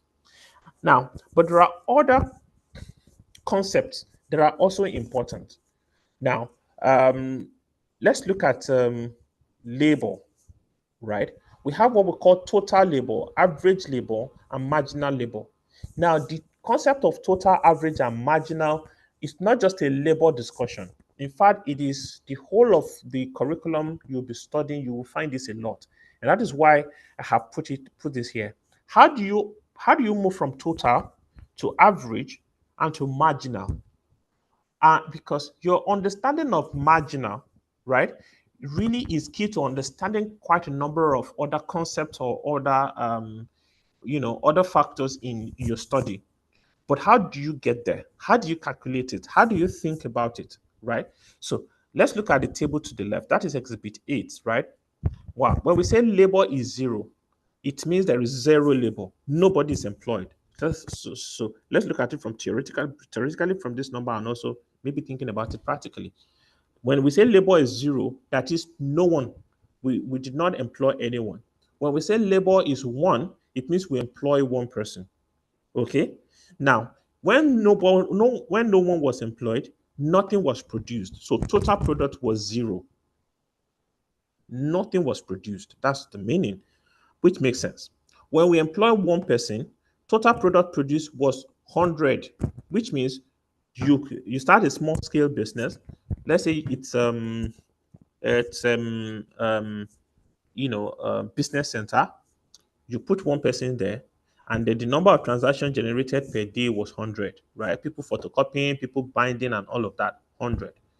Average product, therefore, will be 100. An average product is 100, that is total product divided by labor, which means TP or QL divided by L. That is your average product. So your 100 divided by 1 will give you 100. That is your average product. Now, and your marginal product is also 100 because you're coming from zero. You moved from zero when you are not producing anything to 100. So the change between 0 and 100 is 0 because it's going to be 100 minus 0, and that is going to be 100, right? Now, you now move to employing two people. So in that business center, you add one more person to it. And when you added one more person, the total number of transactions generated becomes 210, right? Now, the average product becomes 105, which means if you had to divide that work, the product by the number of people, assuming that you want to know how much each person generated, you will see that it has gone up to 105. It has gone up to 105, right? And so, what is the marginal product? The marginal product is the change between total product, right? And it is simply 210 minus 10. 210 minus 100. And in this case, that will give you 110. Now, let's say you add one more person to that business center, and then you check how much they've generated. Now they've generated 300 transactions. The average product will be 300 divided by 3, which will give you 100. And then when you look at the marginal product, which is the difference between the current total product and the last total product, that is 300 minus 210, that will give you 90. When you add the fourth person, you can calculate the total product, the average product, and the marginal product. Now, that is how to calculate this mathematically, right? Your total product, your average product, and your marginal product. But there are implications or interpretations or relationship that you begin to see play out here. As you add more labor, your total product would increase. Your total product would increase. It increased from 0 to 100 to 210 to 300 to 360 to 400 to 420. But guess what? By the time you add the seventh person, it dropped to 350. And this phenomenal is observable. It's observable in real life. And that is why you see organization scale up or expand. Now, let's put it as a scenario. Let's say you have a bank branch, right? Let's say you have a bank branch where you employ one person. When you employ one person, that person does, 100 can handle 100 transaction. You bring in another person, 210 transaction. You bring in another person, 300 transaction, up to the sixth person. By the time you bring in the seventh person, you realize that the seventh person perhaps may not necessarily add value. Why would the person not add value? In terms of total production, it may not be that by bringing that seventh person, this seventh person is, say, causing problem, gossiping or just faffing around or causing quarrel in the office, and then distract the rest of the six from actually doing their work. And so these six people that used to be able to do maybe finish 100 transactions per day could only now do 80, just because there's now one person there who distracts them from doing their work. And really, this is very common in the workplace. Another reason could just also be that the branch is now too small. Where you had 420 people come to the branch, right? Yes, they fit in month one. And by the time they got there was so much queues that by the time they could be served, some of them perhaps spent 2, 3 hours. what will eventually happen is that they will just make up their mind that no, I'm not going to that branch again. I'd rather go to another branch in, maybe say, Okwebi, for example, because this branch, the crowd there is always too much. And when you think about it intuitively, also, you realize that you try to avoid branches or service center where you have a lot of people. So it's not longer a question of adding more people.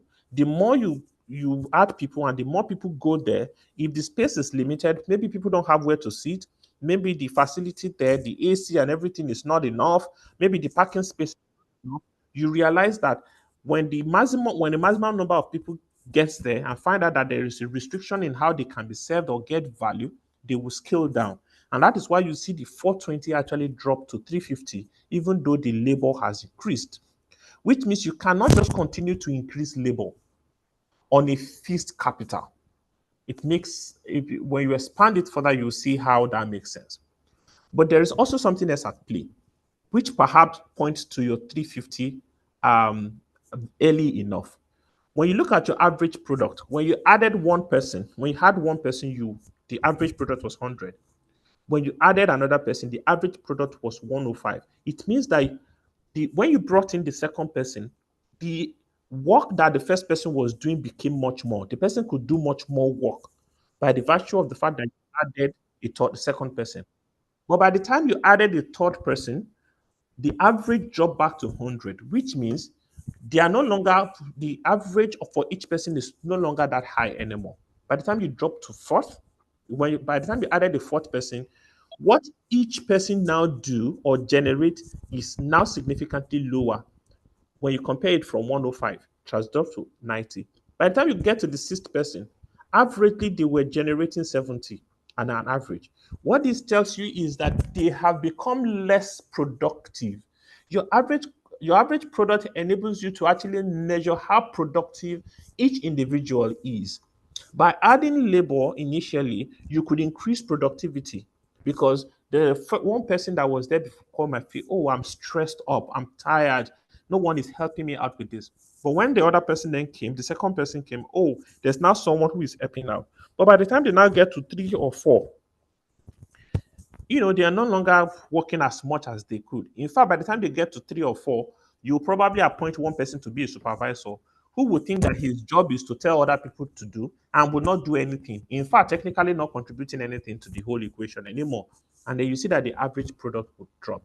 The marginal product would also drop, right? You see that the difference or the extra that is being added by the additional unit is also dropping significantly. In fact, by the time you get to the seventh person, right, there is no more extra value created anymore. There's no more extra value created anymore. And this is what we call the law of diminishing returns.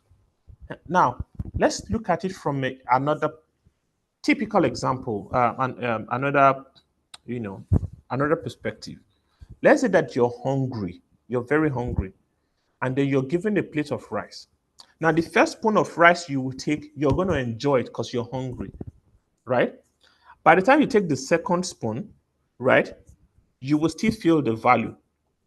By the time you take the fourth, the fifth, and the sixth spoon, you're fine. But by the time you take the eighth spoon and the 10th spoon, you don't enjoy it as much as you enjoy the first and the second spoon.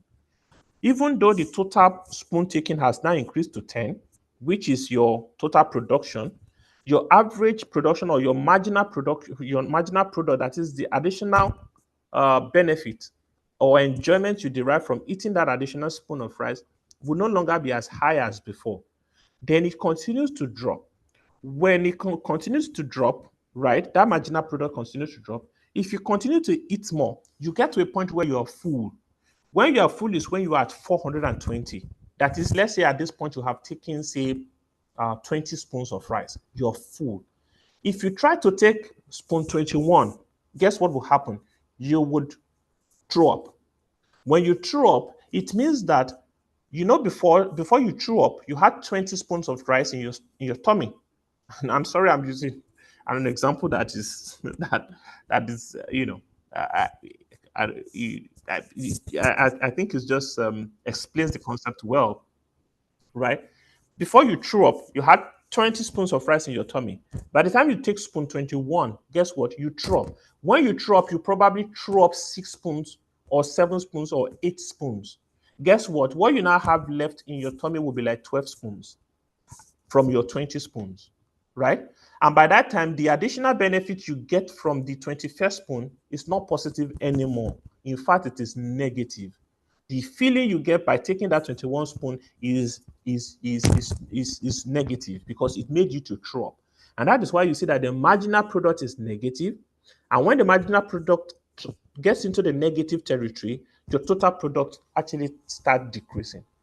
So you see, it makes sense when you think about it from that point of view, that at the initial stage, the utility or the satisfaction you derive from that initial spoons of rice would make sense. It will be positive.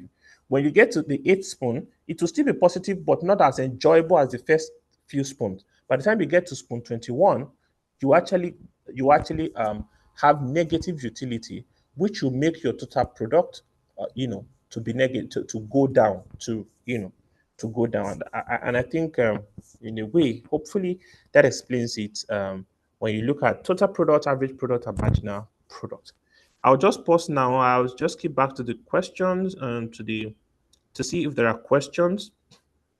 To see if there are questions, please call my attention. Call my attention if you have, if there are questions on the on the chat. Okay.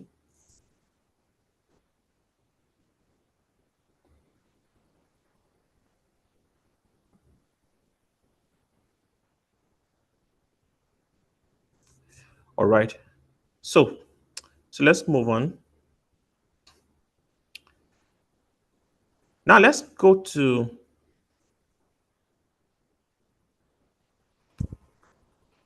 now let's look at market structure. Market structure. Market structure is understanding the behavior of firms. Now, but why do we need to study market structure? I think it's an important frame that you should understand studying economics in CFA level 1.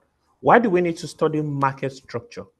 When you're valuing a particular instrument, now the value of that particular instrument, or the value of that particular instrument is linked to the industry or linked to the market where they operate.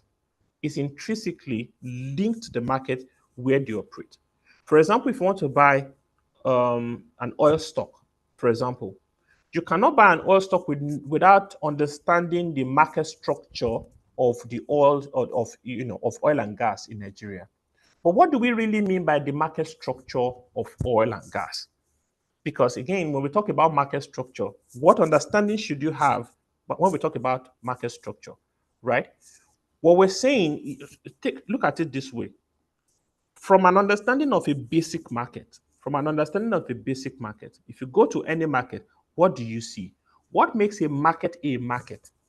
It's a market because it's a location, yes, it could be online, but it's a market because it is the factor that makes both the supply side and the demand side to come to place, which means the market is determined by what is supplied, who is supplying it, what is demanded, and who is demanding it, and how many people are doing this. When there is an aggregation of all of these, we call it a market. Therefore, when you take telecommunication, for example, right, that is a market because there are people demanding for telecommunication, which is you and I, the telecommunication product, which is you and I. Let's drill it down specifically to data, right? The market for data, right? So the market for data, the consumers are you and I, right? And the producer or the suppliers are the telecommunication companies, right? And maybe other data companies. So you see that when we say the market for data in Nigeria, the market for data is a combination of you and I buying the data and then the telecommunication companies that are selling the data. In understanding market, it is important that you drill it down to almost drill it down to product, a specific product. Now, this is important because take MTN, for example, as an example. And again, this is an illustration. Let's say you want to value, let's say you want to value MTN. Let's say you want to value MTN. When you want to value MTN, the market for MTN or the market for MTN, you have to drill it down a bit. You know why? Because MTN now has a payment, banking license, which is not similar to data or similar to call, and all of that that we know telecommunications for. They are now doing something similar to payment bank, microfinance bank, or say a bank. Now, what that means is that in understanding MTN, it is not just enough to look at data. It's not just enough to look at the call. It's also you have to look at the fintech side of it or the PSB part or the Momo part of it. But the best way to look at it is actually to break it down to say when we're looking at the data market, when we're looking at the call market, when we're looking at the payment service market, which players do we have? Okay, we have MTN playing in the data market. So we have MTN playing in this market. Because if you do not break it down that way, the you know the distinction for market would not be very clear because really we're not talking about market for one particular product or one particular good. That is important to consider. So when we look at it from that point of view, there are four key types of market that we have. The first one is market perfect competition. And just to go back a little bit to say, why do we need to study markets? If you're valuing a company, let's say you're valuing MTN, and this is again for illustration purpose, you're valuing MTN, and the value of MTN is say 2 naira today, or say 20 naira today, right?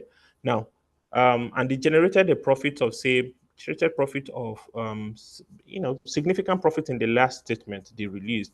Maybe they grew profit by 100%.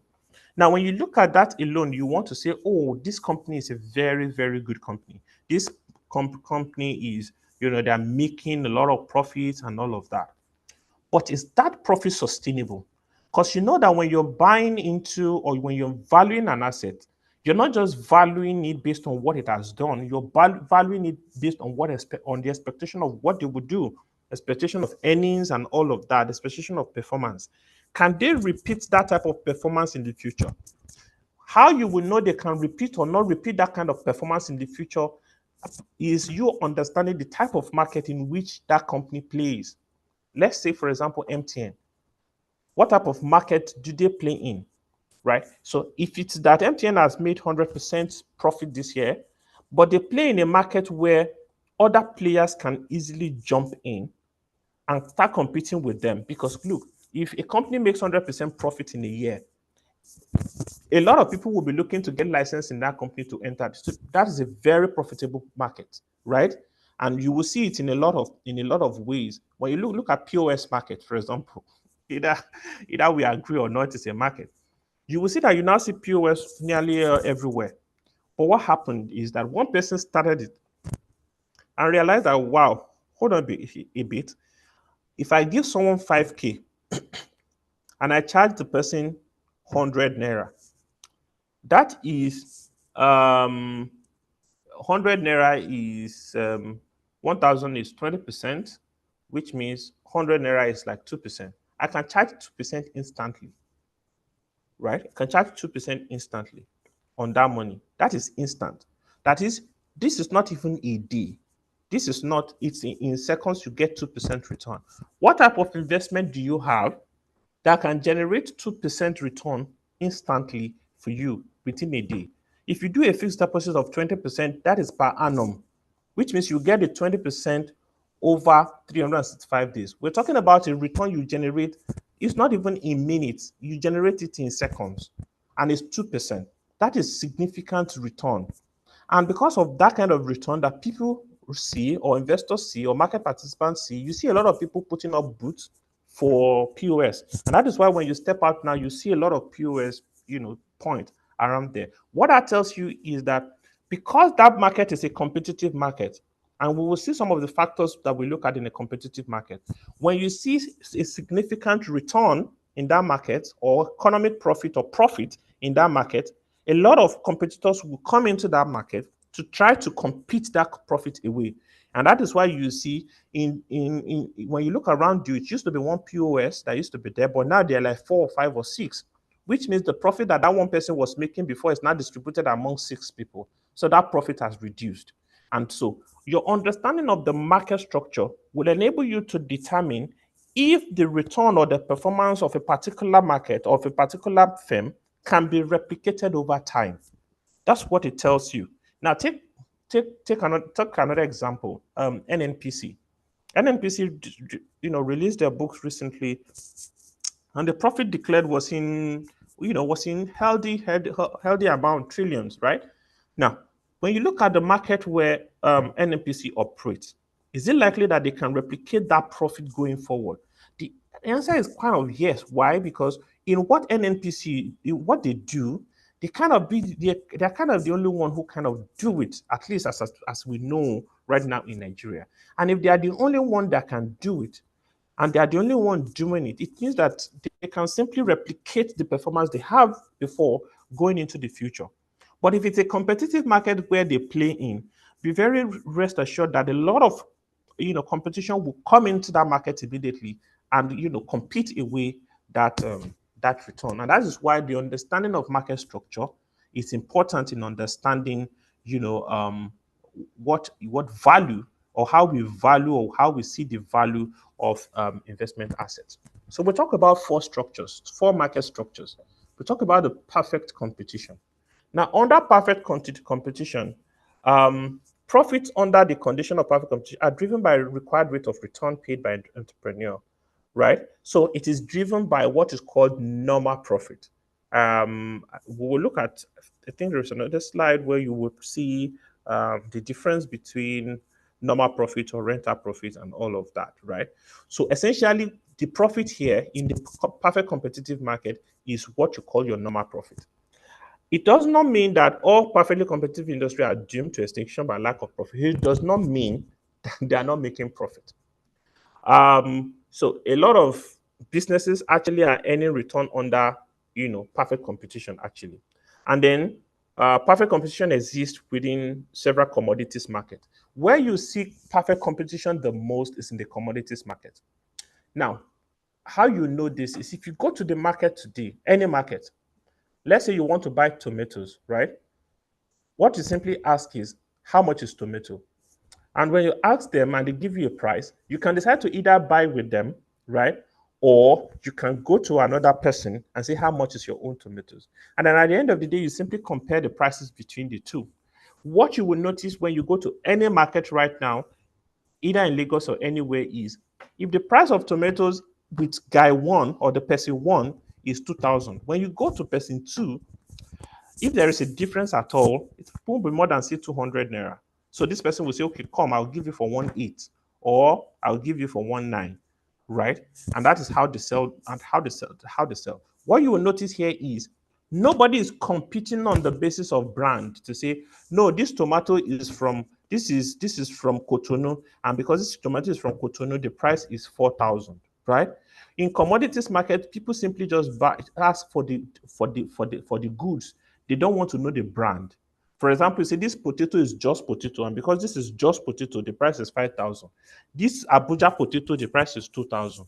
No, you just say I want to buy potato, and they'll tell you what the price is. And if you're not okay with it, you simply move to another seller, and then you buy.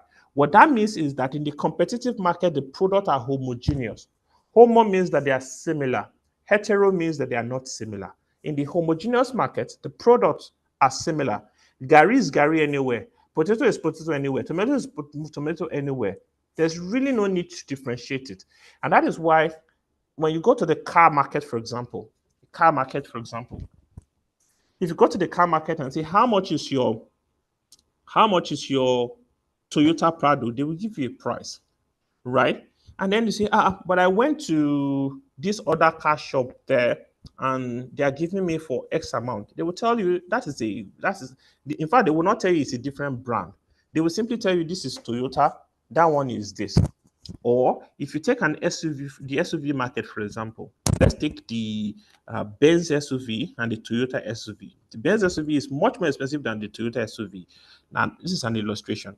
If you go to the Benz SUV and they say the price is X, and you say, oh, but this other car company, the price for the SUV is this, they will tell you, no, this is a Benz, right? Now, when they say this is a Benz, you'll be wondering, is it that it does not drive on four wheel or whatever? But because there is a brand attached to it, the price can be significantly different. And we'll see that kind of market very shortly. But in the competitive market, you can hardly have that. The same, another example you can look at is your pure water, your bottled water business.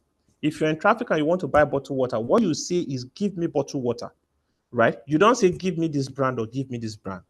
And therefore you expect that the price will be the same.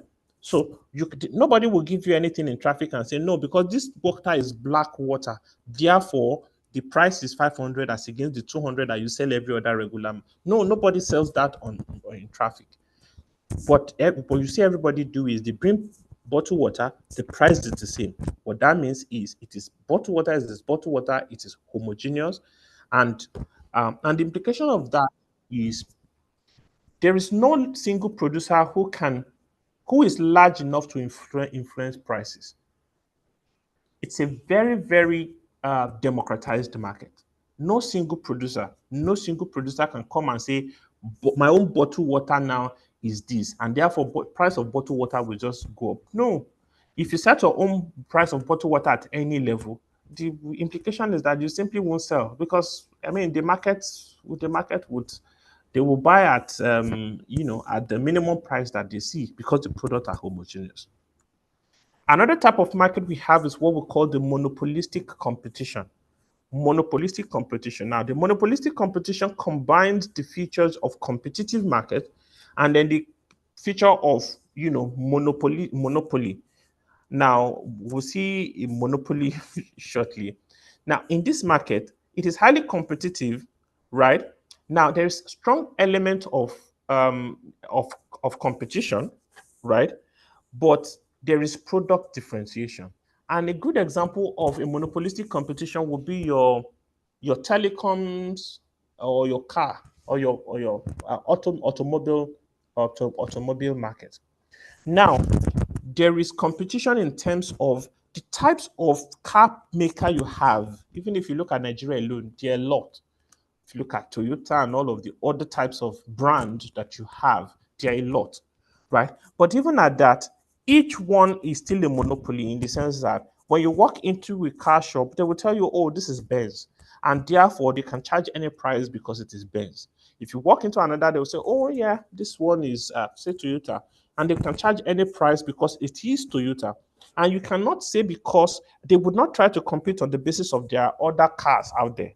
They will tell you what you're buying is a Toyota or it's a Benz, for example, and therefore this is the price we want to charge for this. And so you see that seller has some pricing power, which means that is why you see that the price of an SUV Benz, for example, can cost twice as much as the price of an SUV Toyota, even though technically they can both do the same thing. They both drive on petrol, they have the same function. And the way they do this is by convincing consumer that their product is unique.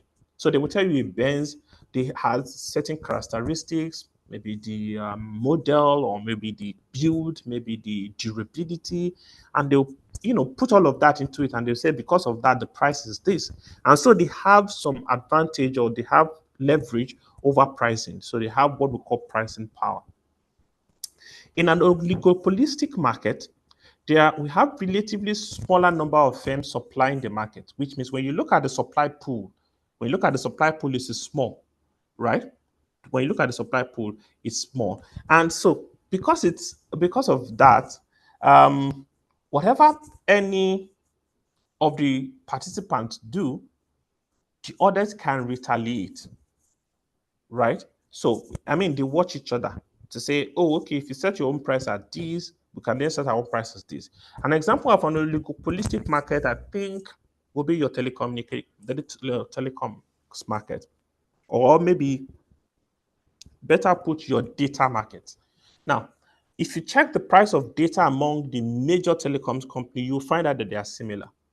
right? The reason is you have relatively small number of firms, because I mean, if you look at the telecoms or the data market, you probably will count up to 5 of the known firms that supply a bulk of all the data that we use in Nigeria, both from household companies and all of that, right? Now, but when you also look at it, when you look at their pricing, you see that their pricing is also kind of similar. Because if one of the telecom company then decides to say, oh, I'm setting my price here, for example, you will see that the others can actually move in and take away their market share by competing with them, aggressively from a pricing point of view. So you will realize now that if you want to buy data today and you go to telecoms, the price of maybe 1 month data plan is similar to telecommunication or telecoms company B, and it's similar to telecom company C. Now, the final type of market structure is what you call the monopoly. The monopoly. In the monopoly, there is no substitute for the product or services that they offer. There's no substitute for the products or services that they offer. Um, so when you think about it, I mentioned earlier, you know, NNPC. And in thinking about NNPC, the way to look at it is because it's also important to understand when you break it down, the business of NNPC really. They are in a monopoly from the point of the importation of refined product into Nigeria, right? Because when you look at the other part of the oil and gas, spectrum, there's the production and all of that storage and but where NNPC play really is in the importation of petrol product, and you might be aware that only NNPC imports refined product into Nigeria. I mean, let's say as of today, or at least until recently, right? And that is a very profitable space. And that is why a lot of the monies you see them make actually had come from that place, because they could import and no one else is importing. And that product is a product we all need in Nigeria. If we don't have imported petrol product, you will see the queues and all of that. It's something that we need. It's something that, over 200 million Nigerians need. And if you are the company, you are the sole company bringing it in at a profit, or you bringing it in, you can charge any profit on it. You can charge any price on it, and people will buy. And you may think about it from also the point of the recent conversation you've been hearing from the refinery and NFPC to say, oh yeah, the price should be this, the price should be this, with a certain price and all of that. It is because the monopoly of bringing in petrol products, stays with this company. And so there's no close substitute. The substitute in this case is not substitute to petrol, it's substitute to who can also import. So it's important to understand it at that level. Not that there is a substitute to petrol, the substitute to who can import. If there are other people who have been licensed and who have the right environment to be able to import, then it means that they have competition. But because they do not have competition, they are called a monopoly. Now, because this is a monopoly, single seller can exercise considerable power over pricing. That is why sometimes when we look at it to say, why is it NNPC, for example, and this is for illustration purpose, setting price for petroleum? How do they set price? They will tell you it is deregulated. Yes, it is deregulated. But the moment they put up that advert up to say, in our filling station, a per liter of petrol will now sell for 1,000 this or 900 and this, you will see that every other filling station will go and adjust their own, either to be at par with that or to be higher than that. So in a way, you see that they kind of set the price. And so in most monopoly, this power provider, monopoly, the power provider is allowed to earn a normal profit on an investment, and price are set by regulatory authorities to allow that return. And so you see that in most monopolies tend to attract a lot of regulatory oversight or regulatory, limelight in a way, right? And that is why you will see federal government concerned about what an NPC is doing. In other countries, you will see why the Department of Justice is concerned about what Facebook is doing, what Google is doing, what all Microsoft and all, because in certain of their markets, they are considered a monopoly. They are the only one doing what they are doing. And if you do not provide that kind of oversight over them, they can, literally abuse the market, especially from a pricing point of view, because they can decide to set price at whatever level, and everybody will have to take that price. And so these are the four key market structures that we have and that you would study. Just important for you to understand it. Now, how do we determine this market structure? These market structures are, they are determined from a 5 point of view. This 5 point of view is also, from the Porter's five. Porter is, one of the foremost, mind or thought leaders when it comes to market competition. He wrote the five forces of competitive markets, and so we call it the Porter's five, right? Now, here are some of the factors that we use to describe the characteristics of market. Number one is the number and the relative size of the firms supplying the product. How many firms do we have supplying that product? In a monopoly, there's just one. In an oligopoly, there's just few of them. In a monopolistic competition, there are many, but they can differentiate. In a perfect competition, there are many. And so you will see that from a number point of view, perfect competition, many, monopolistic, many, oligopoly, few, monopoly, one. The second is the degree of product differentiation. Now, in a perfect competition, the product is homogeneous, standardized. Like I said earlier, pure water is pure water, tomato is tomato, uh, um, you know, um, potato is potato, right? In a monopolistic competition, the reason why they are able to exercise a form of leverage on price is because they could differentiate. So you could tell that a Benz is different from a Toyota. They will tell you a Benz is different from a Toyota, and they can price because of that. So there's a degree of differentiation in a monopolistic market. In an oligopoly, the products are also homogeneous and standardized, like a perfect competition. And then in a monopoly, it's a unique product, just one product, right? The third one is looking at the power The third one is looking at the power of the seller over pricing decision, right? So the power of the seller over pricing decision. Perfect competition, you do not have power. We call them price takers, right? You do not have power because there are so many people supplying that same product, so there is none. Monopolistic competition, there is some because you could differentiate potentially.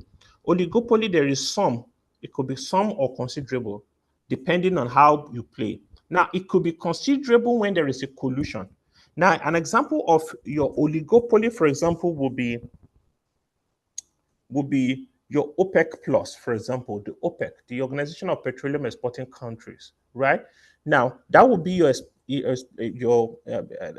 example of an oligopoly. How is that the case? We have few countries supplying a bulk of the world's crude, right? So there are few. Now, because there are few, and their product is standardized. I mean, it's crude oil, although there are some differences if it is sweet, blend, or whatever. But again, it is homogeneous, right? But the level of pricing could be considerable or some. It will be some if there is no collusion. It could be considerable if there is a collusion. OPEC plus is called a cartel because there's a kind of um, collusion. Collusion looks like a negative word, but for a cartel, they don't see it that way, right? So because there's a form of collusion among the members, and it's legal to say we can come together and determine how much we want to produce. And by determining how much we want to produce, we can then affect price. Because if we pump less, the product will be the quantity of the product in the economy will be reduced, and therefore the price will go up, and if and it benefits us. And also we can increase the amount we pump out to affect prices. So you see that in an oligopoly, depending on if there's a collusion or not, they can have some considerable impact or influence over price. In a monopoly, however, they have absolute control over price, which means that they have very strong considerable pricing power. In terms of their barrier to entry, which is the relative strength of barrier to entry the market. Now, what do we mean by barrier to entry? Barrier to entry are those things that you need to do to be able to start a business, start producing in that market or to enter that market. Let's say I want to let's say I want to go into the refinery business, for example. Now, what are the barriers to entry? The barriers to entry would include the cost of building a refinery. We don't know how much it will be now, but as at the last time, um, Mr. Dangote built his own. He spent, billions of dollars to build it. Right now, if we can, that was how many years ago? You can imagine how much it will be now with inflation and all. So, cost is a barrier to entry. Licensing is a barrier to entry. For example, there are products that you have to produce that you need to get license for, and sometimes you might need to go through a rigorous quality assurance process to get that license. Another barrier to entry could even be the source, your raw material. For example, now think about some of the when you read the news, some of the comments you hear about the refinery, for example, about even having enough crude to be able to refine, right? Which it tells you about access to raw material, which could be a barrier to entry. It tells anyone who wants to build another refinery in Nigeria now to say, if you want to build another refinery in Nigeria, it's fine. Nobody's going to stop you, but you better figure out the way to get the product you are going to be refining. Because if your aim is that, oh, Nigeria produces crude, and so they can produce it and give it to me to refine in my refinery, you probably will be getting your maths wrong, as we have come to see. Therefore, your access to raw material is also important as a barrier to entry. So when we look at perfect competition, the barrier to entry is very low. Anyone can decide to start POS market today. Not like, technically, that's why see it a lot. You don't need you don't need any license. You don't need the CBN license, for example. If you had required a CBN license, you will see that you will not see the number of POS you see out there. And a good point at that, for example, banks typically require CBN license to put ATM machines in places. And so because of the additional requirements to put up an ATM machine, you see that ATM machine proliferation, that is the rate at which it's spread, is limited compared to POS. The reason why you see POS anywhere is anyone can get a stand, get a table, get a POS machine, and they can start the business with very low capital. 50K, 100K, you start your POS business and you grow it from there. If you need to install a POS machine, for example, you have to think about the cost of the power, the cost of the machine, time to license it, the security, and all of that. So you see, even when you look at it from that point of view alone, it tells you that the barrier to entry for perfect homogeneous products very low. Monopolistic competition, the barrier to entry is, could also be low. Not very, very low, but it's low, right? In an oligopoly, the barrier to entry could be high. Now think about your telecommunication business, for example. The barrier to entry into the telecoms business is very, very, very, very high.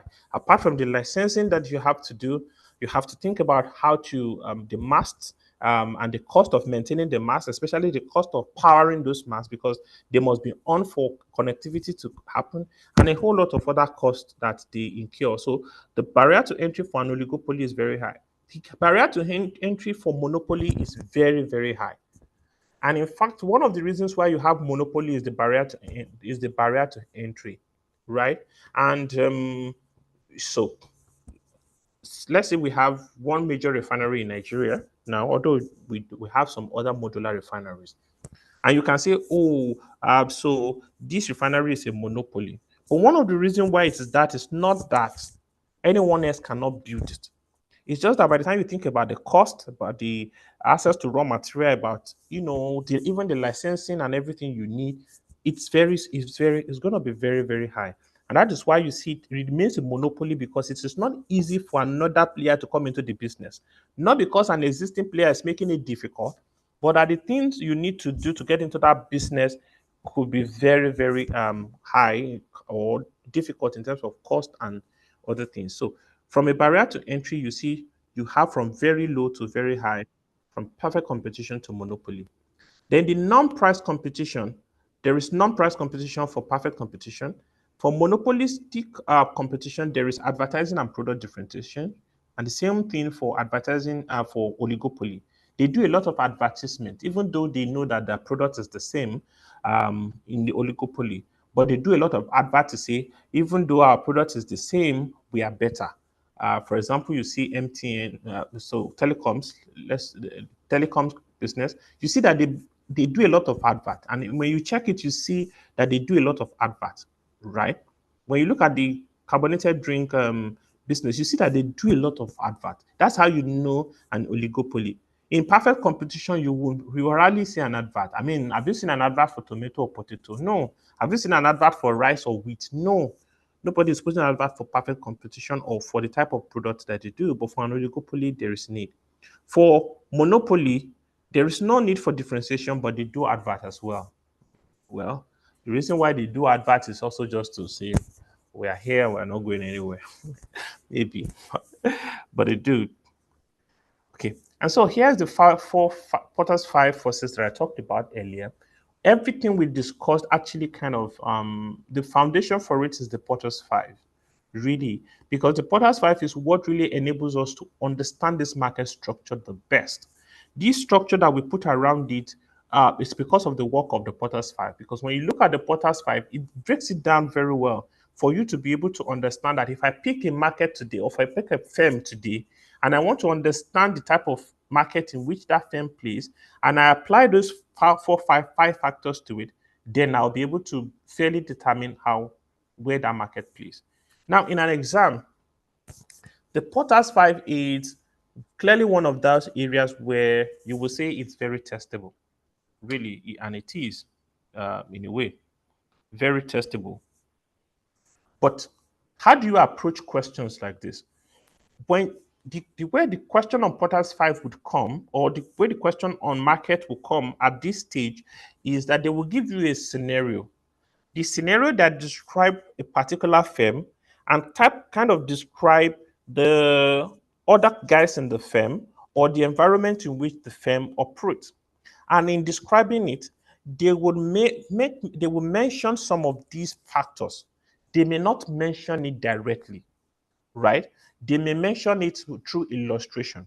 Now, for example, let's talk about the illustration of threat to entry.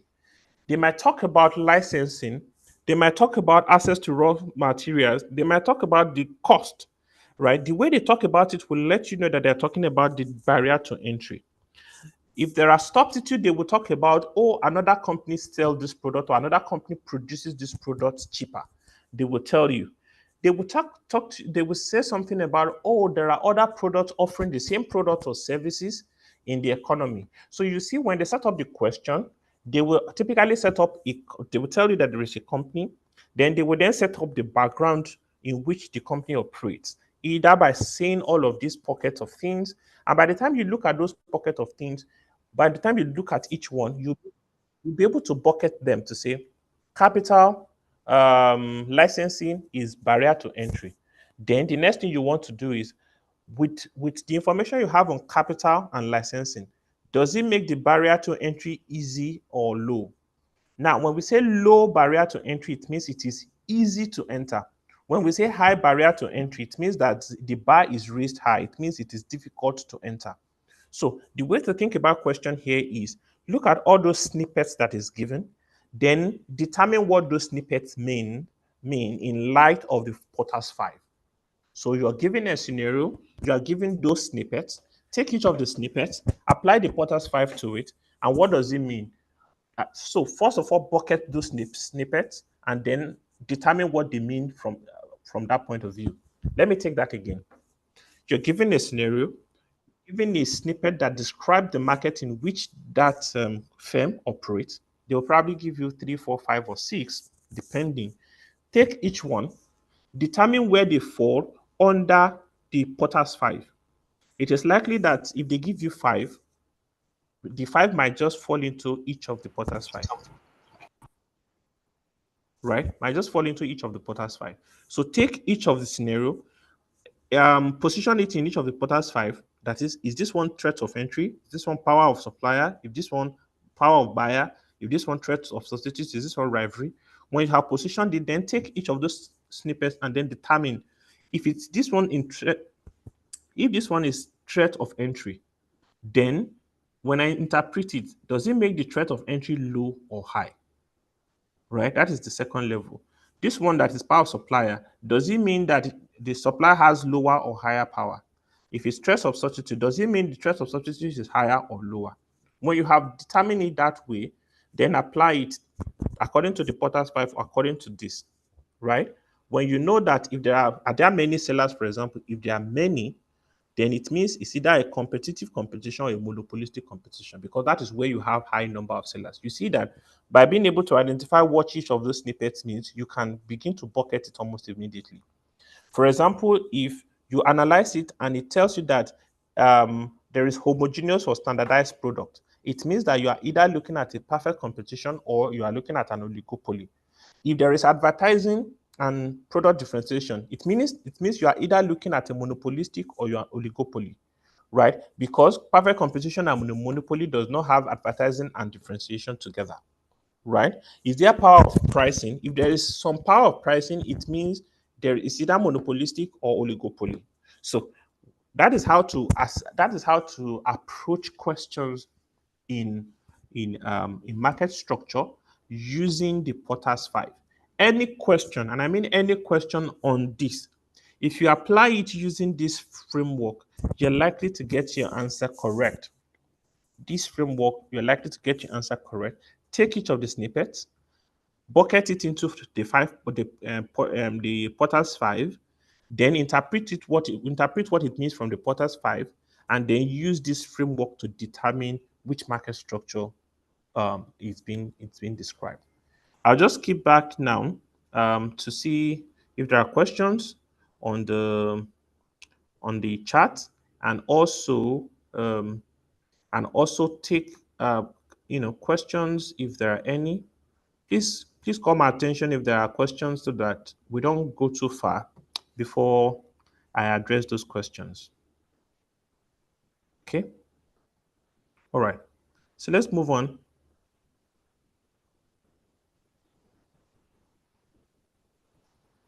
So yeah, I can see your comment. BG, it's a collusion or collaboration. Well, it depends on how you want. Depends on how you want to look at it. That's why I try as much as possible not to use. When you say collusions, it tells you, hey, there's something wrong going on, or there's something illegal, you know, going on. But it's perfectly legal. It's a registered organization. It's a well-known organization. Countries in the OPEC are respected countries, including our own dear country, Nigeria. So, I mean, you don't want to say, coalition. And again, this is not the class to determine if it's to critique that kind of organization. But essentially, I think the takeaway here is for us to understand, that um, uh, this is how oligopoly play, right? When you have an oligopoly, there are two ways they can play. They can decide to come together so that they will have much more influence, or they can decide to compete against each other. And sometimes, when they decide to compete against each other, they realize that they they don't do well. So they kind of come together. A good example here, which is perhaps a funny story. I mean, I read or heard it. It's Coca-Cola and Pepsi. Coca-Cola and Pepsi, if you know these two companies, you will know they compete a lot. They advertise a lot, and they yab themselves in an advert. I mean, I saw one in which a small boy, put his coin in the Coca-Cola, vending machine, got the first Coca-Cola, got another Coca-Cola, then stepped on it so that he can reach the one for Pepsi.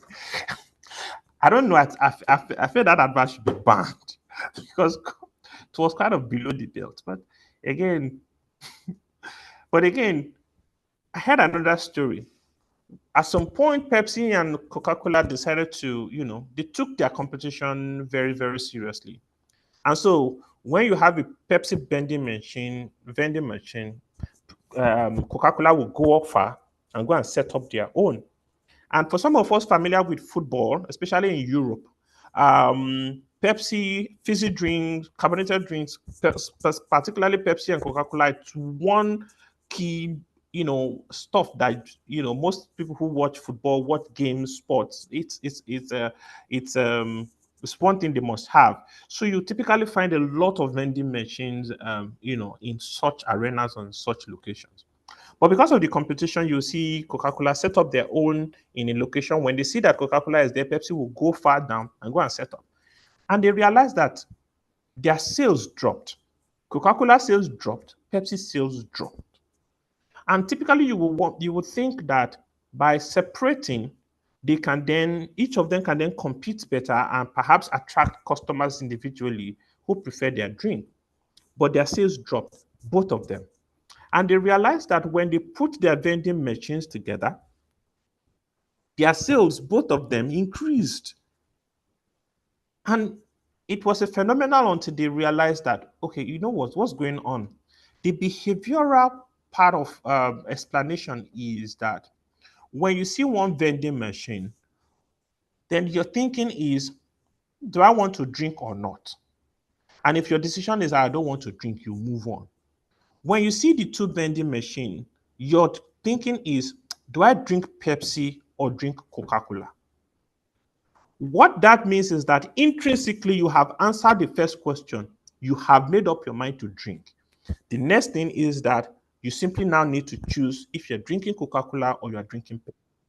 So by offering two options, right, they have moved your options behavioral from you either buying a product or not to which of these products should I buy? And because that first question has been ticked for every customer that approaches that location, they actually sell more because I mean, a lot of the times the reason why you don't sell is because the customer decided not to buy. But if you have a situation in which you have already helped the customer to make the buy decision, the only thing that they have to do is to make which decision. You see that you get much more sales, right? So that's just one of the, and that's why economics is a behavioral science. It's about really looking at how consumer behave. And all of the models we've been discussing, all of the frameworks we've been discussing is really to break down that behavioral pattern to understand why and to understand how we can apply it in economic analysis or in analysis as an analyst or looking at investment per se. Okay, so um I'll speak. Easy, I can see that you put a comment, but somehow I can't see it. I've been okay. Yeah, thanks, Easy Amadi. Even Apple and Samsung, even Apple and Samsung. and you see the thing is just talking about the models, just talking about the framework, just talking about we've been talking about demand function and all of that, but immediately we could see how this is actually observable, how you can almost take this model and apply it almost verbatim to what we observe practically. And so economics is really, it may be based on theory, but it is very observable, it's very practical. And for you to do well in economics, do not just immerse yourself in the theoretical aspect like we did in school, where we do the dy, the x, and all of that. No. The CFA Institute wants you to look at it much more pragmatically, much more from a practical point of view. And being able to apply what you observe would really help your understanding. Because a lot of the things you'll be reading, when you actually step back, you will see that you can observe them. You can observe them in the action of the CBN. You can observe them in the action of corporates, companies. You can observe them in the action of government, and that can, go a long way to aid your understanding, as well. So thanks, Izini, for bringing that, for for stating that. All right. Now let's look at market demand in a perfect competition. So market demand in In a perfect competition is normal. In a perfect competition is normal. So that's just really what I want to show here. So we've talked about a normal demand curve. And so you will see that all that framework we laid in demand function and all, you're beginning to see it play out in when we're talking about firm now, right? So that's a perfect demand curve. Now, there are two, when we talk about demand curve, it's important to look at, this. I mean, it's also quite testable. And simply is what we what we mean what we say when we say there is a movement along the demand curve or there is a shift in the demand curve. There is a movement along the demand curve or there is a shift in demand curve. What do we mean by a movement along the demand curve? Simply, you have a demand curve, right? And you notice that the demand curve, there are different points on the demand curve. So each of all the points on the line, even though it's plotted as a curve or a line, it's actually not a line, it's dots or it's points actually, right? We just put it in a graphical representation is a line, but it's actually kind of points, right? Now, when you move from one point on that same curve to another point on that same curve, when you look at this illustration, you will see that when you move from point A to point B, right, on the same curve, then you say you have a movement along the demand curve. Now, what causes a movement along the demand curve? Typically price. That is when the price of X increases or decreases, it will cause a movement along the demand curve. What do we mean? If the price of X increases, then the quantity demanded would decrease. If the price of X reduces, the quantity demanded of X would increase. And when you plot that movement, that interaction on the curve, you are still going to be you're going to be on one curve. So the interaction of the price and quantity, the price and quantity, that is own price and quantity, result in what we call movement along the demand curve. But what about the shift in demand curve? The shift in demand curve is when that demand curve either it maintains its shape or not, when it moves from a lower level to a higher level, that is, it moves forward to the right. So you can see that the demand moves from A to C. So when the demand moves from A to C, that is called a shift in demand curve. So now let's analyze it. In the first one, in the movement along the demand curve, right? When price was at 10 naira, quantity demanded was at 6 naira, or let's say 5, right? Now, when price dropped to 4, quantity demanded increased to 12. So when you, even though that is not shown, but when you look at where dot B is and you trace it to the price, that is around 4 naira or $4, sorry, right? So it means that the price would have to fall to $4 for this particular entity to demand 12. That is your movement along the demand curve. Price must drop or increase for that movement to happen. However, look at the shift in demand curve. Even though the price is still at 10, the quantity demanded shift upward to 12. Now, what it means is, irrespective of the fact that the price has moved, the quantity demanded has increased.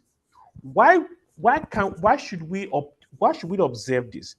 Is this against the law of demand that we've talked about earlier? Answer to that is no. The reason why we're observing this is because the movement along the demand curve is caused by own price movement, own price change. The shift in the demand curve is typically caused by income. What do I mean? If I buy one, if I buy one, if I let's say I buy 50 liters of fuel to transport myself to work every month, even though that's like 1 week or less, right?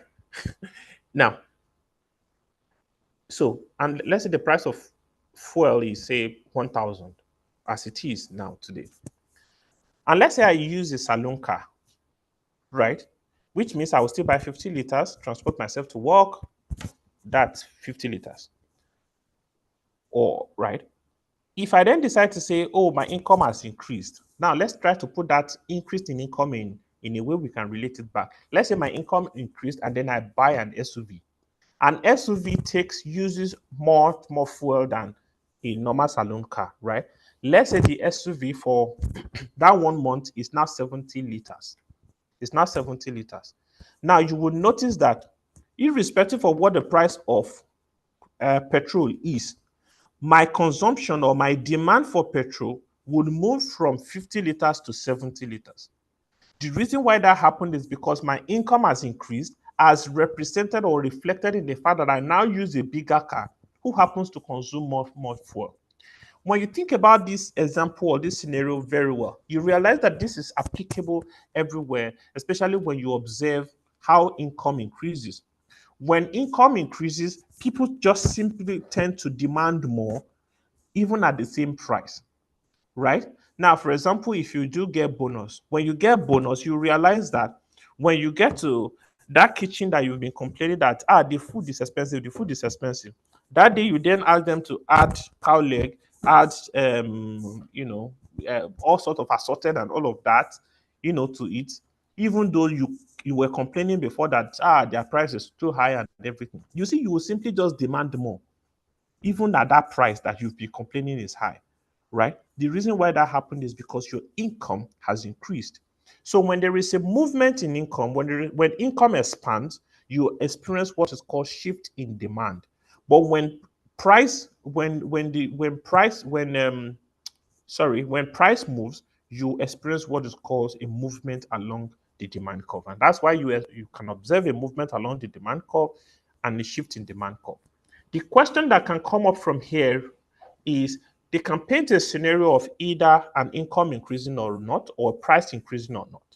And then you determining if what you would see is a movement along the demand curve or a shift in demand curve. Just know that if it's income, it's shift. If it's price, it's movement. They can flip the question around to say there is a shift in the demand curve.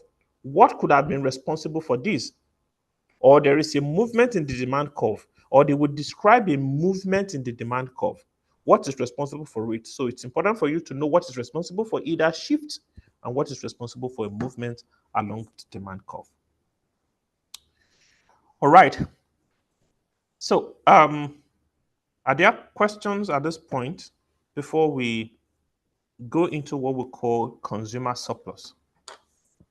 Now, I've kind of highlighted because, again, they are foundational to understanding the whole concept being discussed. And number two is they also tend to be the areas where candidates actually do face this kind of challenge or this kind of confusion in terms of what are they talking about, or how can I relate it, or how can I link it, right? So that's why I've kind of specifically just highlighted this part that we've talked about. So I'll just pause and take a question, any question, if any. Let me check if we have any online before we move ahead.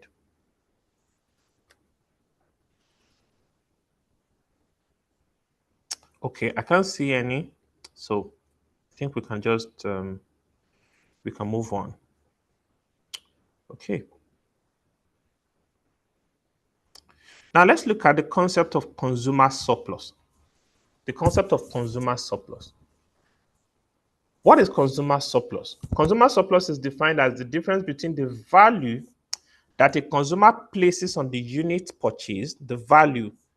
Now, what would determine the value? The utility, the satisfaction derived, right, on the unit purchased and the amount of money that was required to pay for them. Now, it is a measure of the value gained by the buyer from the transaction. So think about it this way. Consumer surplus, you know, measures that value, that what is the value that the consumer has placed on this product. You want to find a number to that value. As you go along, you will see the implication of that. especially when it comes to pricing. Now, the consumer surplus is one key input into how companies determine their pricing, right? The reason being that if you put your if you test the market and you think that the market puts a value of say 21 on your product, right? It means you can potentially price up to that. You can potentially price up to that number, right? And also it means that you can price close to that number as possible. But if the market puts, say, the price of the value of 21, and then you put the price of your product at 28, chances are that your quantity would be zero, because it means that the price at which you're charging is higher than the perceived value on that product. Now, but how do we determine this? And there are questions, this is very testable, but how do we determine this? The way to determine this is to understand that from a demand curve, which you will see on the right, we have the price on the x-axis, the y, the q on the y-axis, right? Let's say you start from buying when the price how do I put it?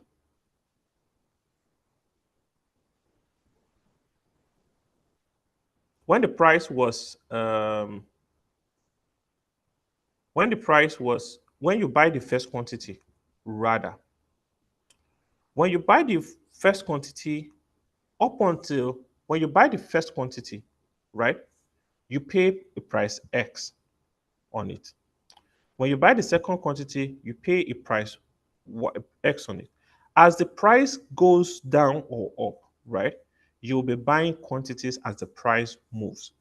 When the price gets to a particular point in time, right, beyond that point, you probably won't buy anymore because you have come to a point where you think that the perceived value is now lower than the price that is being charged. Okay. Now, how do you know how much surplus that you have? If the price of an item, of a good, is X, it means that that is the value of the marginal utility that you attach to that product. Now, think about it this way. If the price of a bottle of, say, Coca-Cola is 18 naira, that is one bottle, right? I'm saying that the additional benefit or satisfaction I'm going to derive from one bottle is 18 naira. That's what it means. At least at the minimum, it's one bottle. Minimum. I'm going to derive a minimum value of 18 naira on that bottle. It could be more. I could derive 90, I could derive 100, I could derive, higher than that. But at least 80 tells me that that is the additional benefit, minimum additional benefit that I'm gonna get from that bottle. So that 18 naira sets a cap or sets a limit. Now, all of what you have consumed up until 80, all you have consumed up until 80, right, which is the which is the marginal value or the marginal revenue. When you put all of that together, you can find a portion of it that is your consumer surplus. It is not all of it that is your consumer surplus. Now, the consumer surplus, as we see in this chart, is the shaded portion on the top, which means the aggregate is from your 0 to Q1, but the portion that represents your consumer surplus is simply the triangle between P1 and your demand curve and where that intercepts your price at the end, which is this triangle, the triangle that is shaded at the top. That is your consumer surplus. Now, the demand curve is also called the marginal value curve. Why is it called the marginal value curve? It is the marginal value curve because the demand curve actually looks at the price you pay for each additional unit. For each additional unit, you remember that your PX is an inverse function, right? for additional units of product that you get is what you use to derive your demand curve. Therefore, because it is a marginal kind, it is derived from a marginal kind of arrangement, that curve is also called a marginal curve. You will see this further when you begin to even look critically at the types of market and you break it down to look at the behaviors of the market, right? But for now, let's just stick to how do we determine what the consumer surplus is. The reason why determining the consumer surplus is important to a firm is that it enables them to set the right price. And for them, they want to capture as much as they can from the consumer. Because when you know how much the consumer, how much excess the consumer has, you can then put your price to capture, as much as you can from that excess, essentially. Now let's look at perhaps a way to break this down a bit by looking at consumer surplus. An example of a question. Now, the question on consumer surplus, you can follow a 5-step approach to solving it. And typically, you'll be given in an equation, which is a demand function. In this case, you've been given this equation, QD equals 180 minus 2P. When you look at this demand function, you will see that it's a simplified demand function compared to the demand function we've talked about earlier, right? Now, find the value of consumer surplus if the price is equal 65. So you've been given the price as 65. Now, the first thing you do is that you find the quantity demanded at that price. So all you need to do to find the quantity demanded, that is the first step, calculate quantity demanded at a given price. You put in the price into the equation and you solve for it. In this case, the quantity demanded is 50. That is, you slot in 65 into P and then you calculate it out. And that gives you 50. And then invert the demand function and solve for the price. After you have gotten the demand function, then solve for price. How do you do that? So you take that demand function and make P the subject of the formula. So at the end of the day, you will then find that P is equal to this, right? And in this case, you then have P equal to 90 minus 0.5 QD. What this tells you is you can then put your QD, right, into that equation because you found your QD, right? You can put it into the equation or you can solve it, which means solving it means you know what your QD is, you know what your price is. You put it into that inverse equation and it will give you, you can use it to plot your graph because what you have found here is your inverse equation. Now, what this means is once you convert it to the inverse, right, you can simply interpolate with different prices or different quantity, right? So you put quantity, so you have for 50, then you can put 60, what would the price be? Put 70, what would the price be? Put 80, what would the price be? Put 90, what would the price be? But the minimum you will have will be 180, right? Minimum quantity is 180. Why is your maximum quantity 180? In your original demand function, the minimum amount or the maximum amount that will be demanded if P is 0 is 180. So when your P is 0 in your original demand function, so it will be 180 minus 2 times 0. That will be 0. That will equate to 0. So it will be 180 minus 0. So even when P is 0, QD will be 180. What that means is that your quantity is bounded at 0 price at 180. That is when there is no price, when price is 0, and price cannot be negative. When price is 0, the maximum quantity or the minimum quantity, as the case may be, would be 180. So your graph will be bounded by 180 at the minimum. When you invert that equation, the number you will also get there, which is 90 minus 0.5 QD, the 90 also is the cap for your price.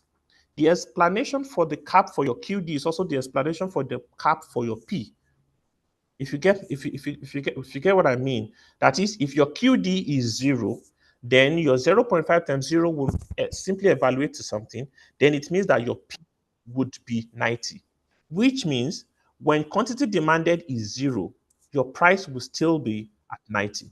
Okay, so you put your P at 90, cap at 90, your quantity demanded cap at 180, and then you plot the graph by substituting or by just putting the number of different numbers between that range, and then you find what you call your demand curve from there. After you have plotted your demand curve, the fourth point is identify your consumer surplus region. Your consumer surplus region is known because you already know that when you put in your 65, which means your price is at 65, your maximum price is at 90, your your quantity is at 50, your maximum quantity is at 180, right? And so you can formulate, you can plot this graph and trace out this the triangle after you have formulated this graph. And then the last bit will be to calculate your consumer surplus. And to calculate that is to find the area of a triangle, because the triangle you're interested in is the triangle between 65 and 90, the shaded portion essentially, 65 and 90, and then 65 and 50. Now, how do you know the length of how do you know the length? The length is 0 to 50, which means it's going to be 50. How do you know the height? The height is simply the distance between 90 and 65. In this case, it will be like 25. And then the base. So the question, the formula is then half of base times height, which means half of the base is 50, and then the height is 25. And that gives you the area of that triangle, which is 625. 625, therefore, is your consumer surplus.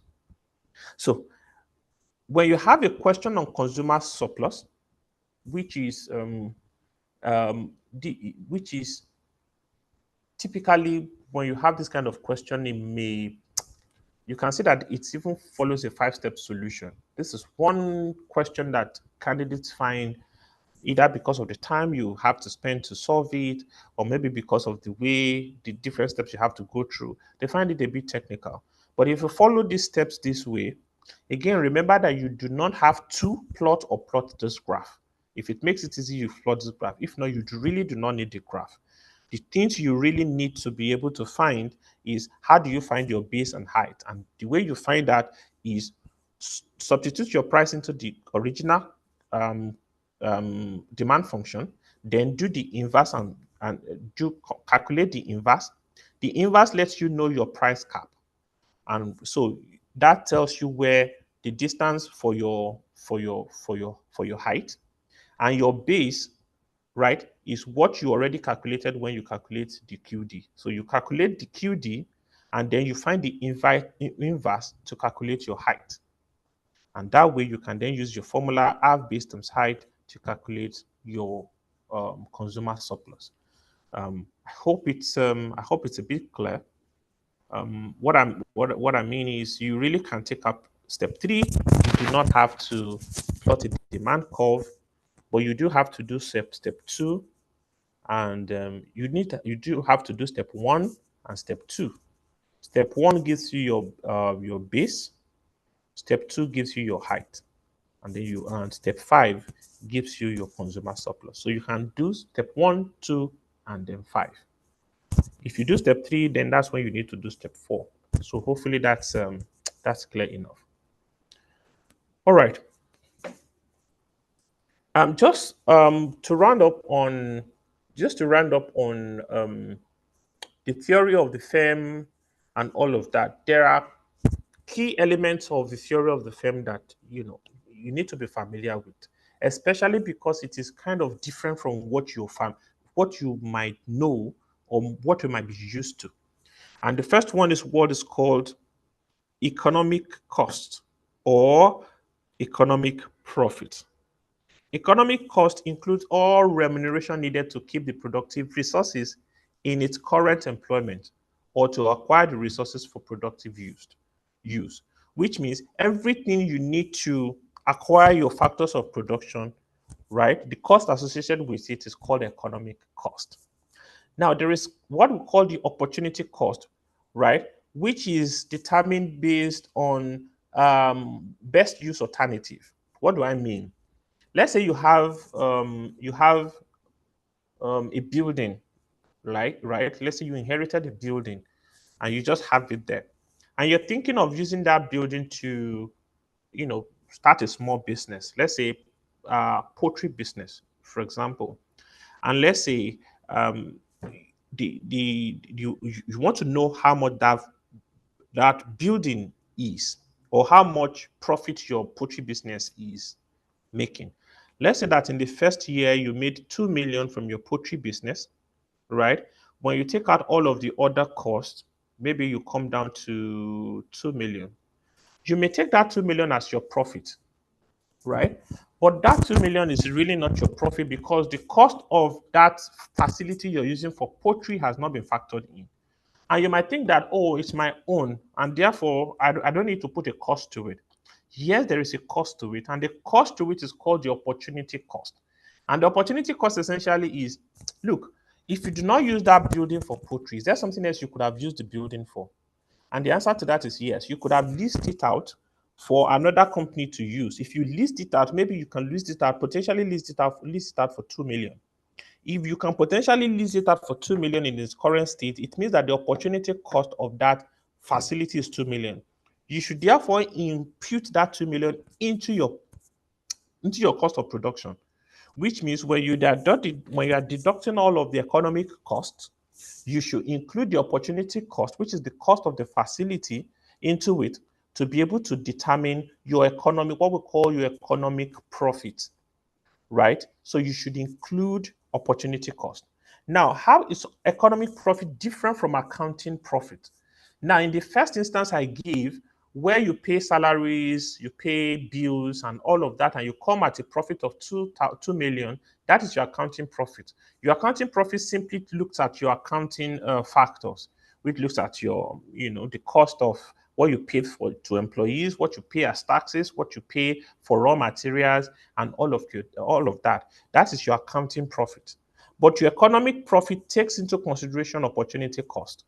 For example, like what I've just explained in terms of the use of that facility for poultry, right? And so that is economic profit. In economics, in economic profit is one critical area in which economics is different from accounting, right? Because accounting really looks at those numbers. Just look at those numbers. That is why you could look at balance sheet and just pick the numbers there and you run your model. But when you're looking at an economic profit, which is the lens through which you should look at investment, not from an accounting point of view, but from an economic point of view, you realize that there are opportunity cost or there are externalities that should have been brought into that competition, right? And so the in all the calculations you'll be doing, especially when it comes to in relations to firm, the aim or the focus is on economic profit, not on accounting profit. For example, how do you determine when you're breaking even? How do you determine maximum profit and all of that? It is economic profit that is relevant, not the accounting profit. So, and the main difference between your accounting profit and your economic profit is called the opportunity cost. I mean, depending on how question is framed there, the understanding here is typically that you realize that there is a difference between accounting profit and economic profit. Typically, questions will be set up where different accounting elements will be stated, and then an economic profit element will be an economic opportunity cost element will be stated, and they will ask you to find the economic profit. What they are looking out for is if you will factor in the economic profit into the accounting profit, or they might just tell you that they might have given you profit and call it profit already, and then they ask you to use it somewhere else. So do not make the mistake of just plugging in the accounting profit that has been created, or look at the profit to be sure that it is an economic profit calculated before you use it for further calculation. Um, I guess that's that. Okay, so now the next aspect I want us to quickly look at is economic growth. Really, economic growth. Again, the essence of our conversation really is to provide that base, that foundation. And for an analyst and for a candidate, your understanding of the economy is very fundamental, it's very important. Now, you will notice that we've been picking pieces and pieces. First, we look at the consumer, we look at the individual, we try to understand their behavior. We then look at the firm, And when we then to look at the behavior, now we want to look at the economy as a whole and also look at some of the patterns of behavior or some of the things that we tend to see, and perhaps how that links into some of the links with some of the things we've discussed earlier. And so we look at what we call aggregate output, prices, and economic growth. So the part we would just look at is perhaps the economic growth part, right? Now, the aggregate output of an economy is the value of all goods and services produced during a specified period, right? All of the goods and services produced during a specified period. And this is important. Economic aggregate output is not just a question of goods, it's also a question of services. Now, what are some of the services? Insurance services, banking services, lease, consulting services, training services, technical services. That is why it's so in calculating or in looking at how much and how well an economy is doing, it is not just the goods that they produce. For example, we know that China as a country is the largest producer of goods in the world, the largest producer of goods in the world. But when we look at financial services, you look at countries like Britain or UK, for example, you look at US, you even look at small countries like Luxembourg and Switzerland, they actually offer a lot from a service point of view. From a service point of view. And so aggregate output is not just a question of goods, it's also a question of services produced. And when in calculating it, the specific period of time must be stated, typically 12 calendar months, which is a year. Then aggregate income of an economy is the value of all payments earned by the suppliers of factors used in the production of goods and services. Now, when we look at it from an aggregate income point of view, we are then looking at the value that is earned by factors of production. What are those factors of production? We have labor, land, capital, and entrepreneur. Now, labor earns compensation. You can call it wages, you can call it salary, or whatever, right? That is the compensation of labor, or that is the payment to labor. What is the payment to land, rent, lease, or whatever nomenclature you want to put? What is the payment for capital, interest, right? The payment for capital is interest. What is the payment for entrepreneur, profit? So you see that all of the type of payment that is made in an economy is linked to one factor of production. And so when you look at it from that point of view, then we're looking at it from an aggregate income point of view. Again, we also look at aggregate expenditure point of view, which is the total amount spent on goods and services produced in the domestic economy during a period. So the way to look at the economy is either to look at it from an aggregate output, what we produced, or aggregate income, what the four factors of production generated, or we look at expenditure, what each of the elements of the economy, what is spent within a period. Now, these three factors must always equalize. That is, aggregate output is always going to be equal to aggregate income, and aggregate income is always going to be equal to aggregate expenditure. How can question come up here, for example? You might be given one, right? Or given a way to calculate one, and then you're given that's the other. So it is important that you're able to calculate an aggregate output. And we'll see when we're calculating aggregates, right?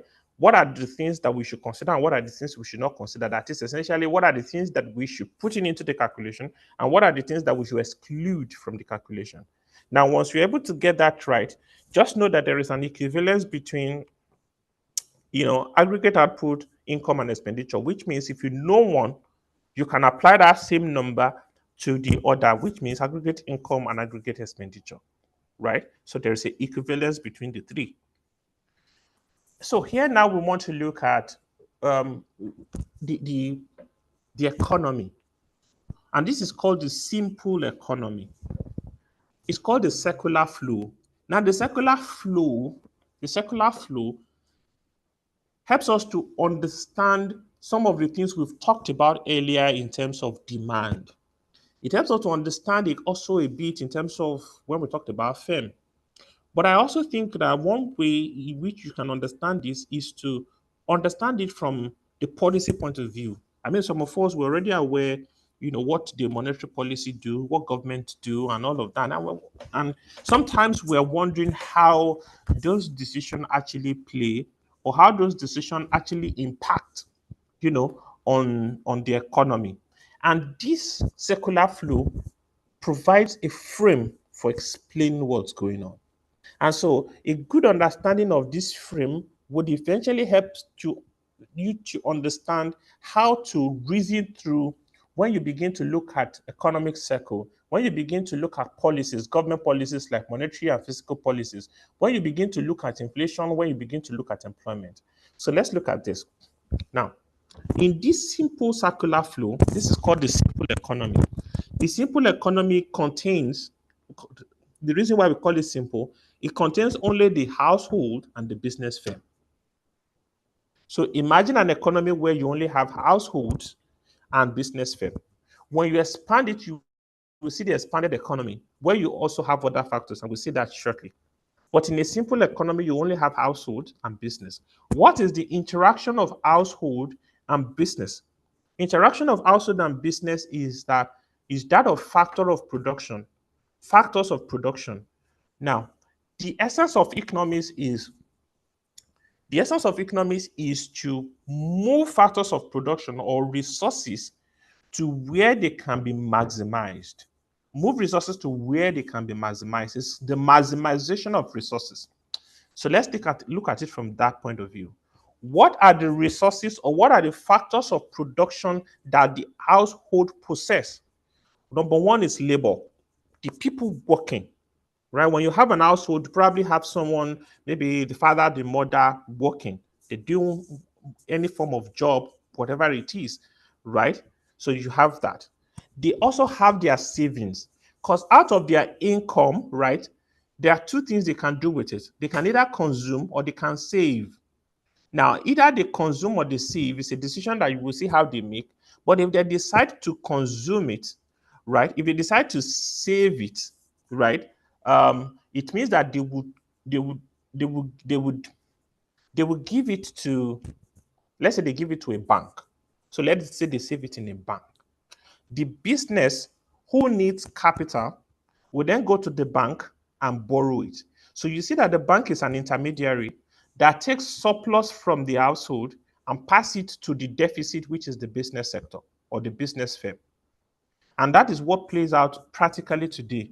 You see companies go to banks to borrow money, right? And what they are simply doing is the money they are borrowing are the deposits you have in your account. So when A, B, C, D deposits money with Bank A aggregates that money and then they borrow it to a firm A. What has happened is that capital has moved from household to business. The bank is only an intermediary channeling which business it will go to. Then household offer labor, a factor of production directly to firm. So when you work in an organization, you represent the household, you bring your skill, your factor of production, which is labor, which is your know-how, your skills, you bring it into bear and you give it to the organization and they use it, which means they use your skill and they use your time and they use your human resources to make whatever goods or services that they do. So you see that the household pass along labor and capital to business. But what do business then offer to household? They offer goods. So business produces goods and services and pass it to the household. Business produces goods and services and pass it to the household. But then let's look at apart from the goods and services that they pass to the household, how do they pass goods and services? All the product that you buy and you consume is produced by a business firm. From your toothpaste to your noodles to your food item is produced by a business firm. So you see that that business firm produces those goods and services like banking services, insurance services are produced by a firm. You buying those products or is you using those products. So you see that the business then pass along those products and those goods and services to you, the household. Now, for your labor, they also pay you. The household offer the business labor, then the business pay wages or salary for that labor. They pay wages and salary for that labor, right? So when they pay you your salary, that is money moving from the business to household. It could also be profit. So when your investment is in terms of capital, right? They will either pay you interest, like the bank paying you interest on your deposit, for example, or the kind of interest you get on your commercial paper or whatever, right? Then they pay that to you. So the cash flow from the business to household would then be in form of income, which could be wages, which could be profit, profit could be dividend, and all of that, or return on capital, which could be interest. Now, what do the household then give back to business? Consumption expenditure. Household then take that money, right, and they spend it on the business's products, which means they spend it. Let's say that the business pay house in terms of household and profits, wages and profit of £100. That is the income of the household. That income of the household, they can either give it back to the business in terms of savings or consumption. That is consumption or save. So when the household gets that £100, they have two decisions. One is called the saving, one is to save it, one is to consume it. If they consume it, it means that they use that money to buy toothpaste, they use it to buy drinks, they use it to buy cars, which means that they're passing that money back to the business. Or if they decide to save it, it means they will give it to the bank, who would then, as a deposit, and then that bank would then on-lend that money to the business firm, right? And that is the circular flow. So what you will see is that the £100 that the business pay to household is gone back to the business one way or the other, either through buying the firm's goods or services or being lent to the business as a capital. Either way, $100 move from business to household, household move $100 back to business. And that is what is called the circular economy. The circular economy. Now, this circular economy, why is the understanding important? The understanding is important because when you then begin to look at inflation, when you then begin to look at interest rates, how does it interrupt or disrupt, or how does it affect this flow? You see, everything we then begin to look at from inflation, when you begin to look at policies, monetary policies, fiscal policies, the interaction is going to be explained in terms of how they plug in or how they affect this circular flow, right? In much more developed economies, this flow is quite is quite efficient. In countries like US, it is quite efficient. If you find someone in US right now, a household in US right now, when you apply this flow to them, it makes a lot of sense. The household gets paid X amount. That money that they get paid goes back in terms of what they buy, or they goes back into their savings or their investment, which is all aggregated and on lent back to the business firm.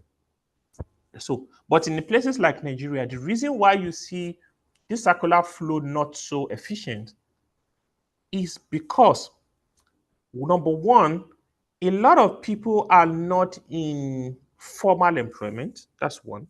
The second is a lot of people are not in the banking, they are not in the banking flow. Or how do I put? They are not banked. Now, what is the implication of not being banked?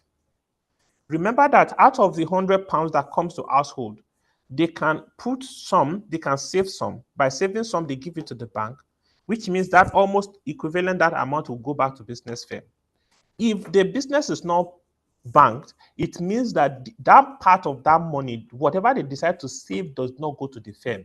Now imagine that there is a farmer, there's a worker in there's a worker who earns £100 in Nigeria, but who does not have access to banking services. The implication is that when he gets his £100, let's say he saves 60 out of that. So he will take 60, he will spend it, which it means 60 will go back to the firm. And then the remaining 40, he simply keeps it at home.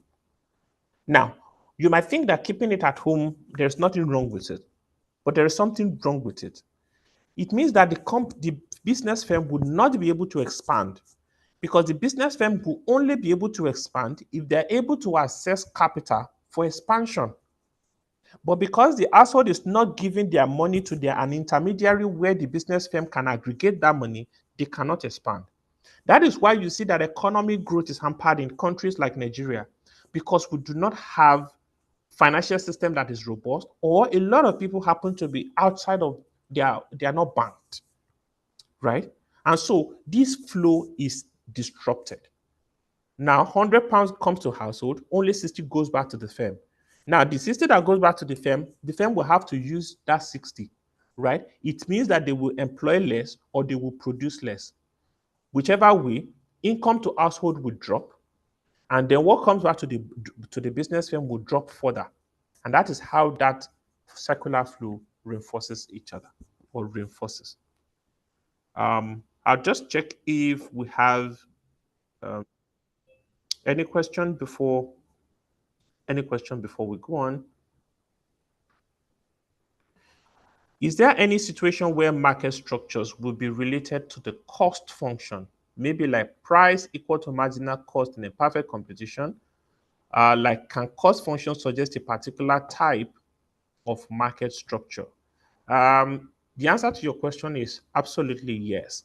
In fact, in understanding market structure, one of the ways in which you break it down is to understand their cost structure, right? The cost structure for different market structure actually kind of differ, right? In a way. For example, when you look at the perfect competition, their cost structure will be different from that of the other types of market structure. So the simple answer to your question is yes. The cost function can be related to a specific market structure. Okay. In inverting the demand function, how did we get 0.5? Okay. When I skip back to the slide, I will show you that shortly. This means that the unbanked does not allow the multiplier effect. Um, Not that they do not allow it. The multiplier effect is always there because there is a percentage that is banked, but the impact is limited.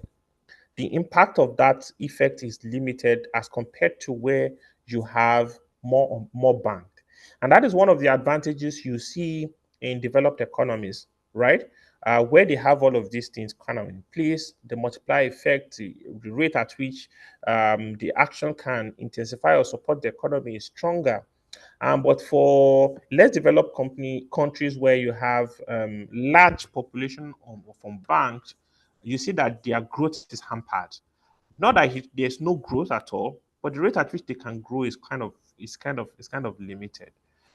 For example, and so it is related, but I will not say they don't allow. The number it's a huge number, but there's still a number or some percentage that are banked, and so that multiply effect still happens. Just that it is reduced. So let me skip back to the slide and then and answer this question on in inverting the demand curve function. How did we get 0.5? So I'll just have to skip back a bit. Now, the 0.5. How do you invert? How do you invert this function? The way to invert this function is to go back to the original function. QD equals 180 minus 2P, right? Now, if you want to invert this, it means you are making P the subject of formula. If you are making P the subject of formula, the first thing you will do is to then take P out, right? So say you take P. Let me see it this way. So you take P to where Q is, and I'm just explaining how you make subject of formula here. You take P to where um, Q is, then you can take Q to where P is. When Q crosses that equal sign, it turns to negative. When P crosses that equal sign, it turns to positive. Now, if you can write down, that means you will then have 2P equals to 180 minus QD, right? That's the next equation you will have. That is, you take, because you are making P the subject of formula, so P will cross over to where QD is. QD will cross over to where P is. That way, the negative sign on 2P would disappear because it has crossed an equal sign. So it will then become 2P. Now, QD will take a negative sign because it has crossed an equal sign. So you will then end up with 2P equals to 180 minus QD. Now, because what you are looking for is P, you then divide both sides by 2. So you will then divide P by 2, then 180 by 2, and QD by 2. When you divide P by 2, the 2 will cancel out, so you only have P. When you divide 180 by 2, you will have 90. When you divide QD by 2, you will have half, which means you have 0.5. So that is how you get the 0.5. Is that clear? So simply when you... Yes, it is. Thank you. All right. Okay, great. Okay. So now we've looked at the circular flow and how everything is kind of linked. Now let's look at the GDP. I mean, GDP is quite frankly, we're all familiar with what GDP is. What is GDP? GDP, I will talk about it a lot. It is reported on a quarterly basis. It's a measure of how we are kind of growing in the economy. It's a measure of growth in the economy. There's been talk about 1 trillion GDP and all of that. So essentially, what is GDP? Now, GDP measures the market value of all final goods and services produced within the economy during a given period of time, right?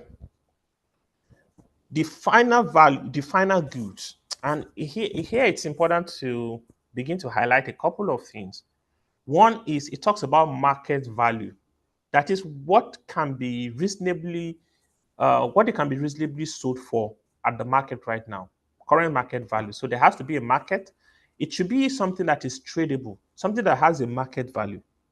Then it's final goods, right? Which means goods that have moved to consumption level, not goods that are still going through intermediate level. Now, let me take, for example, wheat.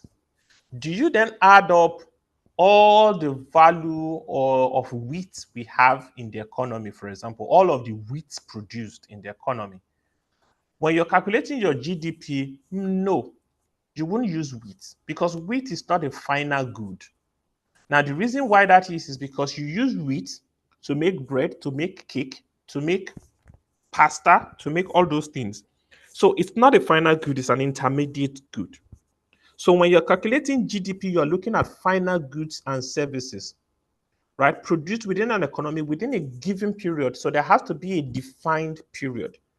Now, that is when you look at it from an output definition. Remember that here we talked about aggregate output. So you could define GDP from an aggregate output point of view.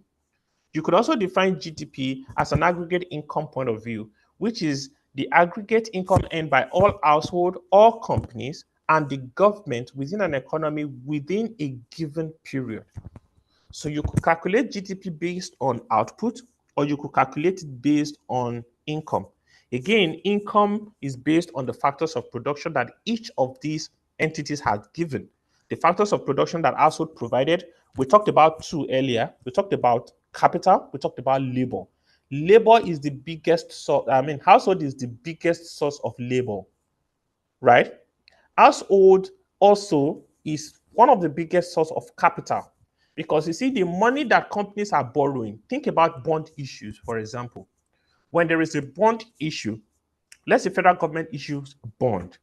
Who buys those bonds? Actually, number one, you will see banks, you will see asset managers, you will see insurance companies, you see pension funds buy it.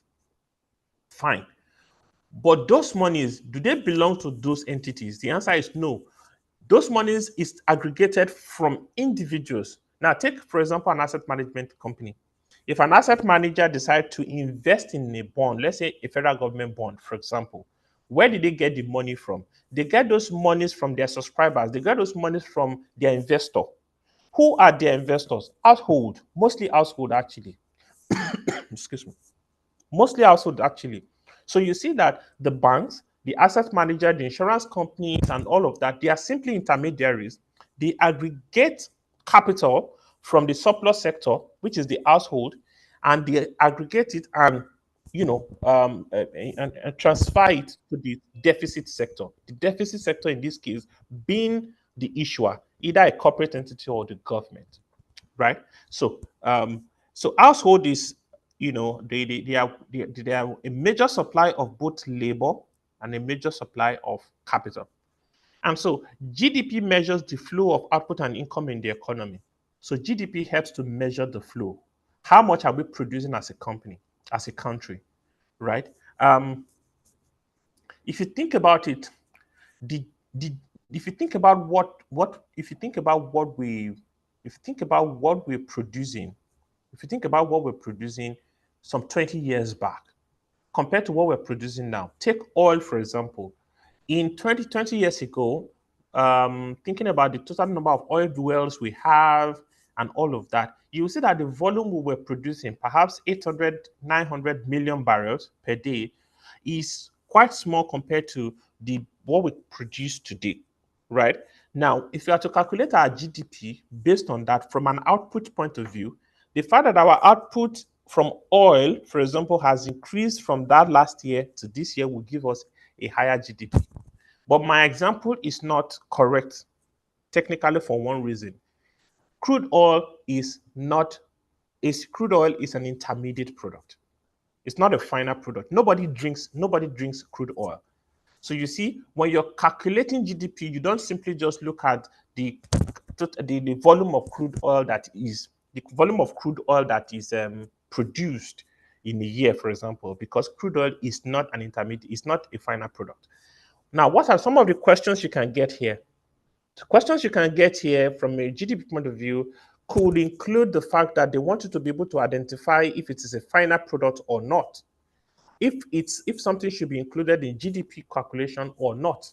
And so we will see shortly what should be included and what should not be included in that calculation. And GDP represents the broadest measure of value of economic activity occurring within a country during a period. GDP is the broadest. Why do we say it's the broadest? It's the broadest because it aggregates everything that is done within an economy. Now, think about it. You could look at a bank, for example, and say because the bank is declaring profit, oh, it means the economy is growing. But that is just the banking sector. At best, that would probably tell you that the banking sector is growing. But what about the agricultural sector? What about the manufacturing sector? What about the real estate sector? Right? In the last GDP rebasing that was done, the the the creative sector was added. That is, the entertainment industry was added. And guess what? It's because they realized that Nollywood has become a major product coming out of Nigeria. Now, you may think about it that how is it? It's a service, right? It's a service. It's a service that is streamed. It's a service that is bought. I mean, when you think about the number of Nollywood movies on Netflix some 10 years ago, and compared to the number of Nollywood movies that we have on Netflix now, I mean, you could simply go on Netflix and just watch only Nollywood now. 10 years ago, you wouldn't have that. 10 years ago, you probably maybe one or two movies that are of Netflix standard that you will find there. But now, most of the dramas that are done right now, they are probably, the moment they finish it, it's on Netflix immediately because they are done Netflix standard. What that tells you is that the creative industry, right, has now started creating a lot of value that was previously not captured in the GDP of Nigeria, in what we are producing in Nigeria. Think about Nigerian music, for example. In those days, I mean, it's either foreign music or perhaps maybe Two Face and Nice and a few of them, in those days. But now you see a lot of Nigerian artists, they release an album and before you know it, it's trending number one, in most countries of the world, and even getting award, Grammys, and all of that. That tells you that that sector is creating a lot of value. And that is part of the country's economic activity, right? Because there are so many people employed there. There's so many people that are being paid. There's so many content that are being created there that a lot of people are consuming and that they are paying for, right? And so that is how to look at GDP. So it's perhaps the broadest measure. It is the broadest measure of value of an economic activity. I think just for you to understand the relationship, right? The income approach calculated as the total amount earned by household and companies in the economy. That is from the income. The expenditure approach calculated as the total amount spent on goods and services produced within the economy during the year. So you could look at it again from income approach or an expenditure approach. And as we've seen here, whichever way you decide to look at it, you can look at it from output, income, and or expenditure. But at the end of the day, whatever you get must be equal because they are linked, right? They are mirror images of each other. So now let's look at some of the broad criteria for measuring GDP. I mentioned earlier that when you get a question on GDP, one of the things that will be looked at will be, do you even know what should go into this calculation? So they might ask you to calculate it. So say calculate GDP. They'll give you some numbers. But out of the numbers, out of some of the things you'll be given, some of them will really should not go into your calculation, or some of them should be taken out of your any existing calculation, right? So when you look at good, so three areas, right? Good and services. The criteria number one, goods and services must be produced within the measurement period. Now, if the measurement period is 1 year or 12 months, then you cannot take something produced outside of that 12 months. For example, um, you cannot say inventory. Inventory that's something you produced last year, but it's still in your warehouse. You begin to calculate it. No. Items produced in previous period must be excluded. So if there are items that have been produced in previous period, right, must be. Why do we exclude them? The reason why they should be excluded is because if you're looking at it from an income point of view, profit has been calculated on it, even though it has not been sold. There will be realized or unrealized profit. Wages have been paid on it. So whoever did that work has been paid already. So from an expenditure point of view, that money has been accounted for. Yeah. So income has been paid, profit has been paid, or whatever. When you look at the other types of computation, they will have been factored in previous period. So that is why you have to exclude that. Transfer payment from the government sector to individuals must be excluded. Example is social security that is paid to the less privileged, for example, they must be excluded. And one of the reasons why they must be excluded is you want to look at activities, that generate value. Okay, maybe that's not the word, but again, when you look at all of economic activities, they are attached one way or the other to factors of production. But government transfer, government transfer is not. Anything you do for free is not. In factors of production, there is really nothing as free per se. Well, maybe let me not say nothing as free because but again, essentially, in looking at the economy, you're looking at value, and the essence of value is price, which means anything you're doing comes with a price. You may not have a situation where in which in determining the price, you have to go through a long process, but it has a price ultimately, right? It has a price ultimately. And so you have to take out transfer payment from government sector to individuals, like the cash transfer. Capital gains must be taken out. So I bought a stock or I bought a house and it has appreciated from X to Y. That also has to be taken out. So it must be goods produced within a measurement period. The other thing is goods and services can be determined by being sold, that can be determined by being sold in the market. They must have a market value. So value of labor used in activities that are not sold on the market, for example, are excluded. And really, this is where it's a bit complicated, and perhaps you might also say unfair, especially to women, for example, because you have women that they are full housewife. Now, A lot of people might begin to think that full housewife means lazy, full housewife means not being employed. But again, when you look at it from an economic point of view, if a woman is not at home to take care of a child, you have to get a nanny for that child, right? And if you look at from an economic point of view, look at opportunity cost, right?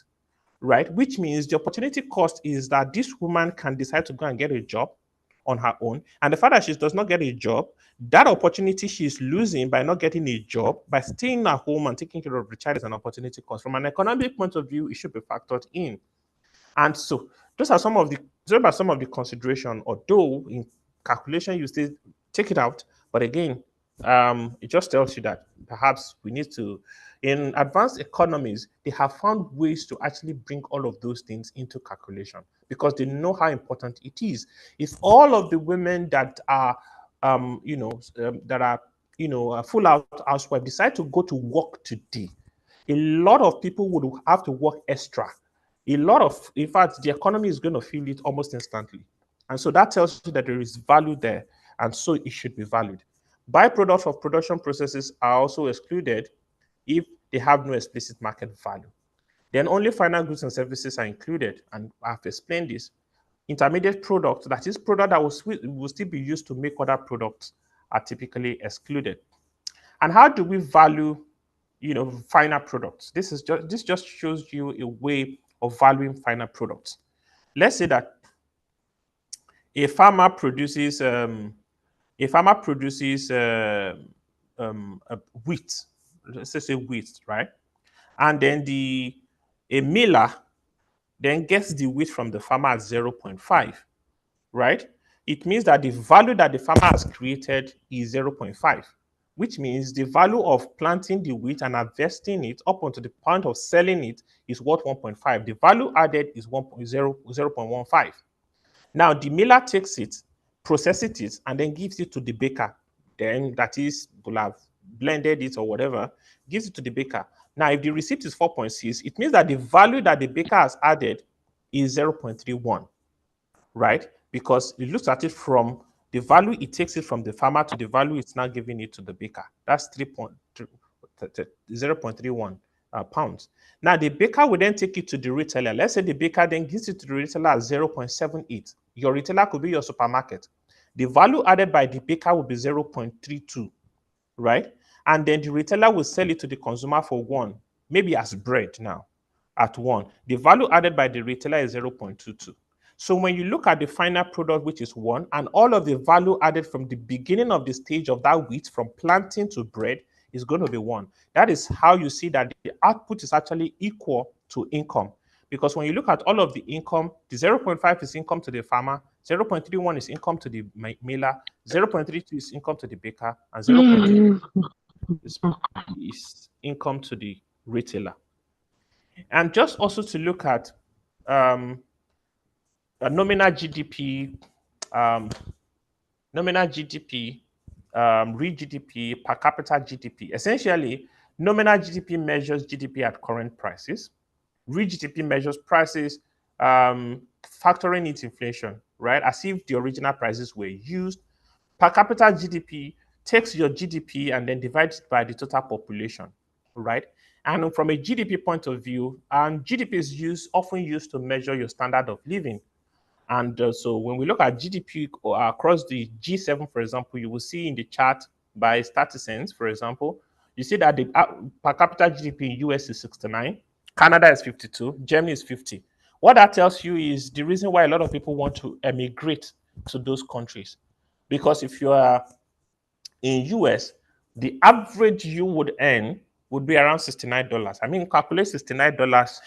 Yeah, if you convert it to exchange rate of Nigeria, it tells you a lot, right? And when you compare that to probably how much you earn in Nigeria, it tells you that if you're actually in US, you will get much more value for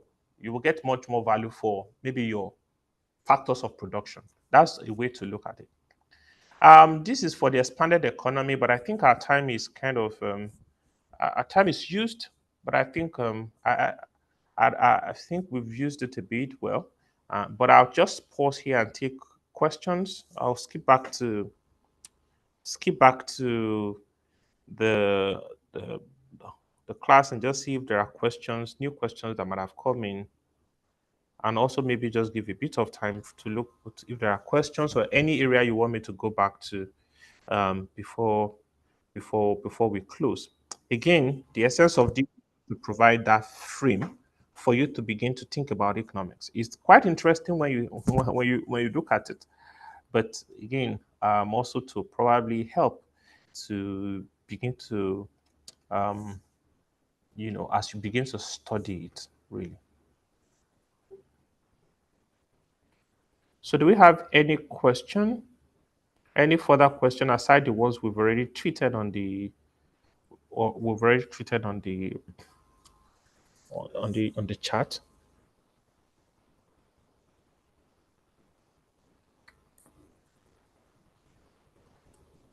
Okay. If there are none, I'm hoping. I mean, the New Frontiers is there for you, and in terms of when you begin to make your decisions and where to study, to be good if we can then meet up in class, giving opportunity to discuss this in much more detail, and also perhaps in much more fun way to learn economics and other courses that you have. But I think thank you. It's a privilege for to be able to share with you this afternoon. All right. Thanks, everyone. Thank you.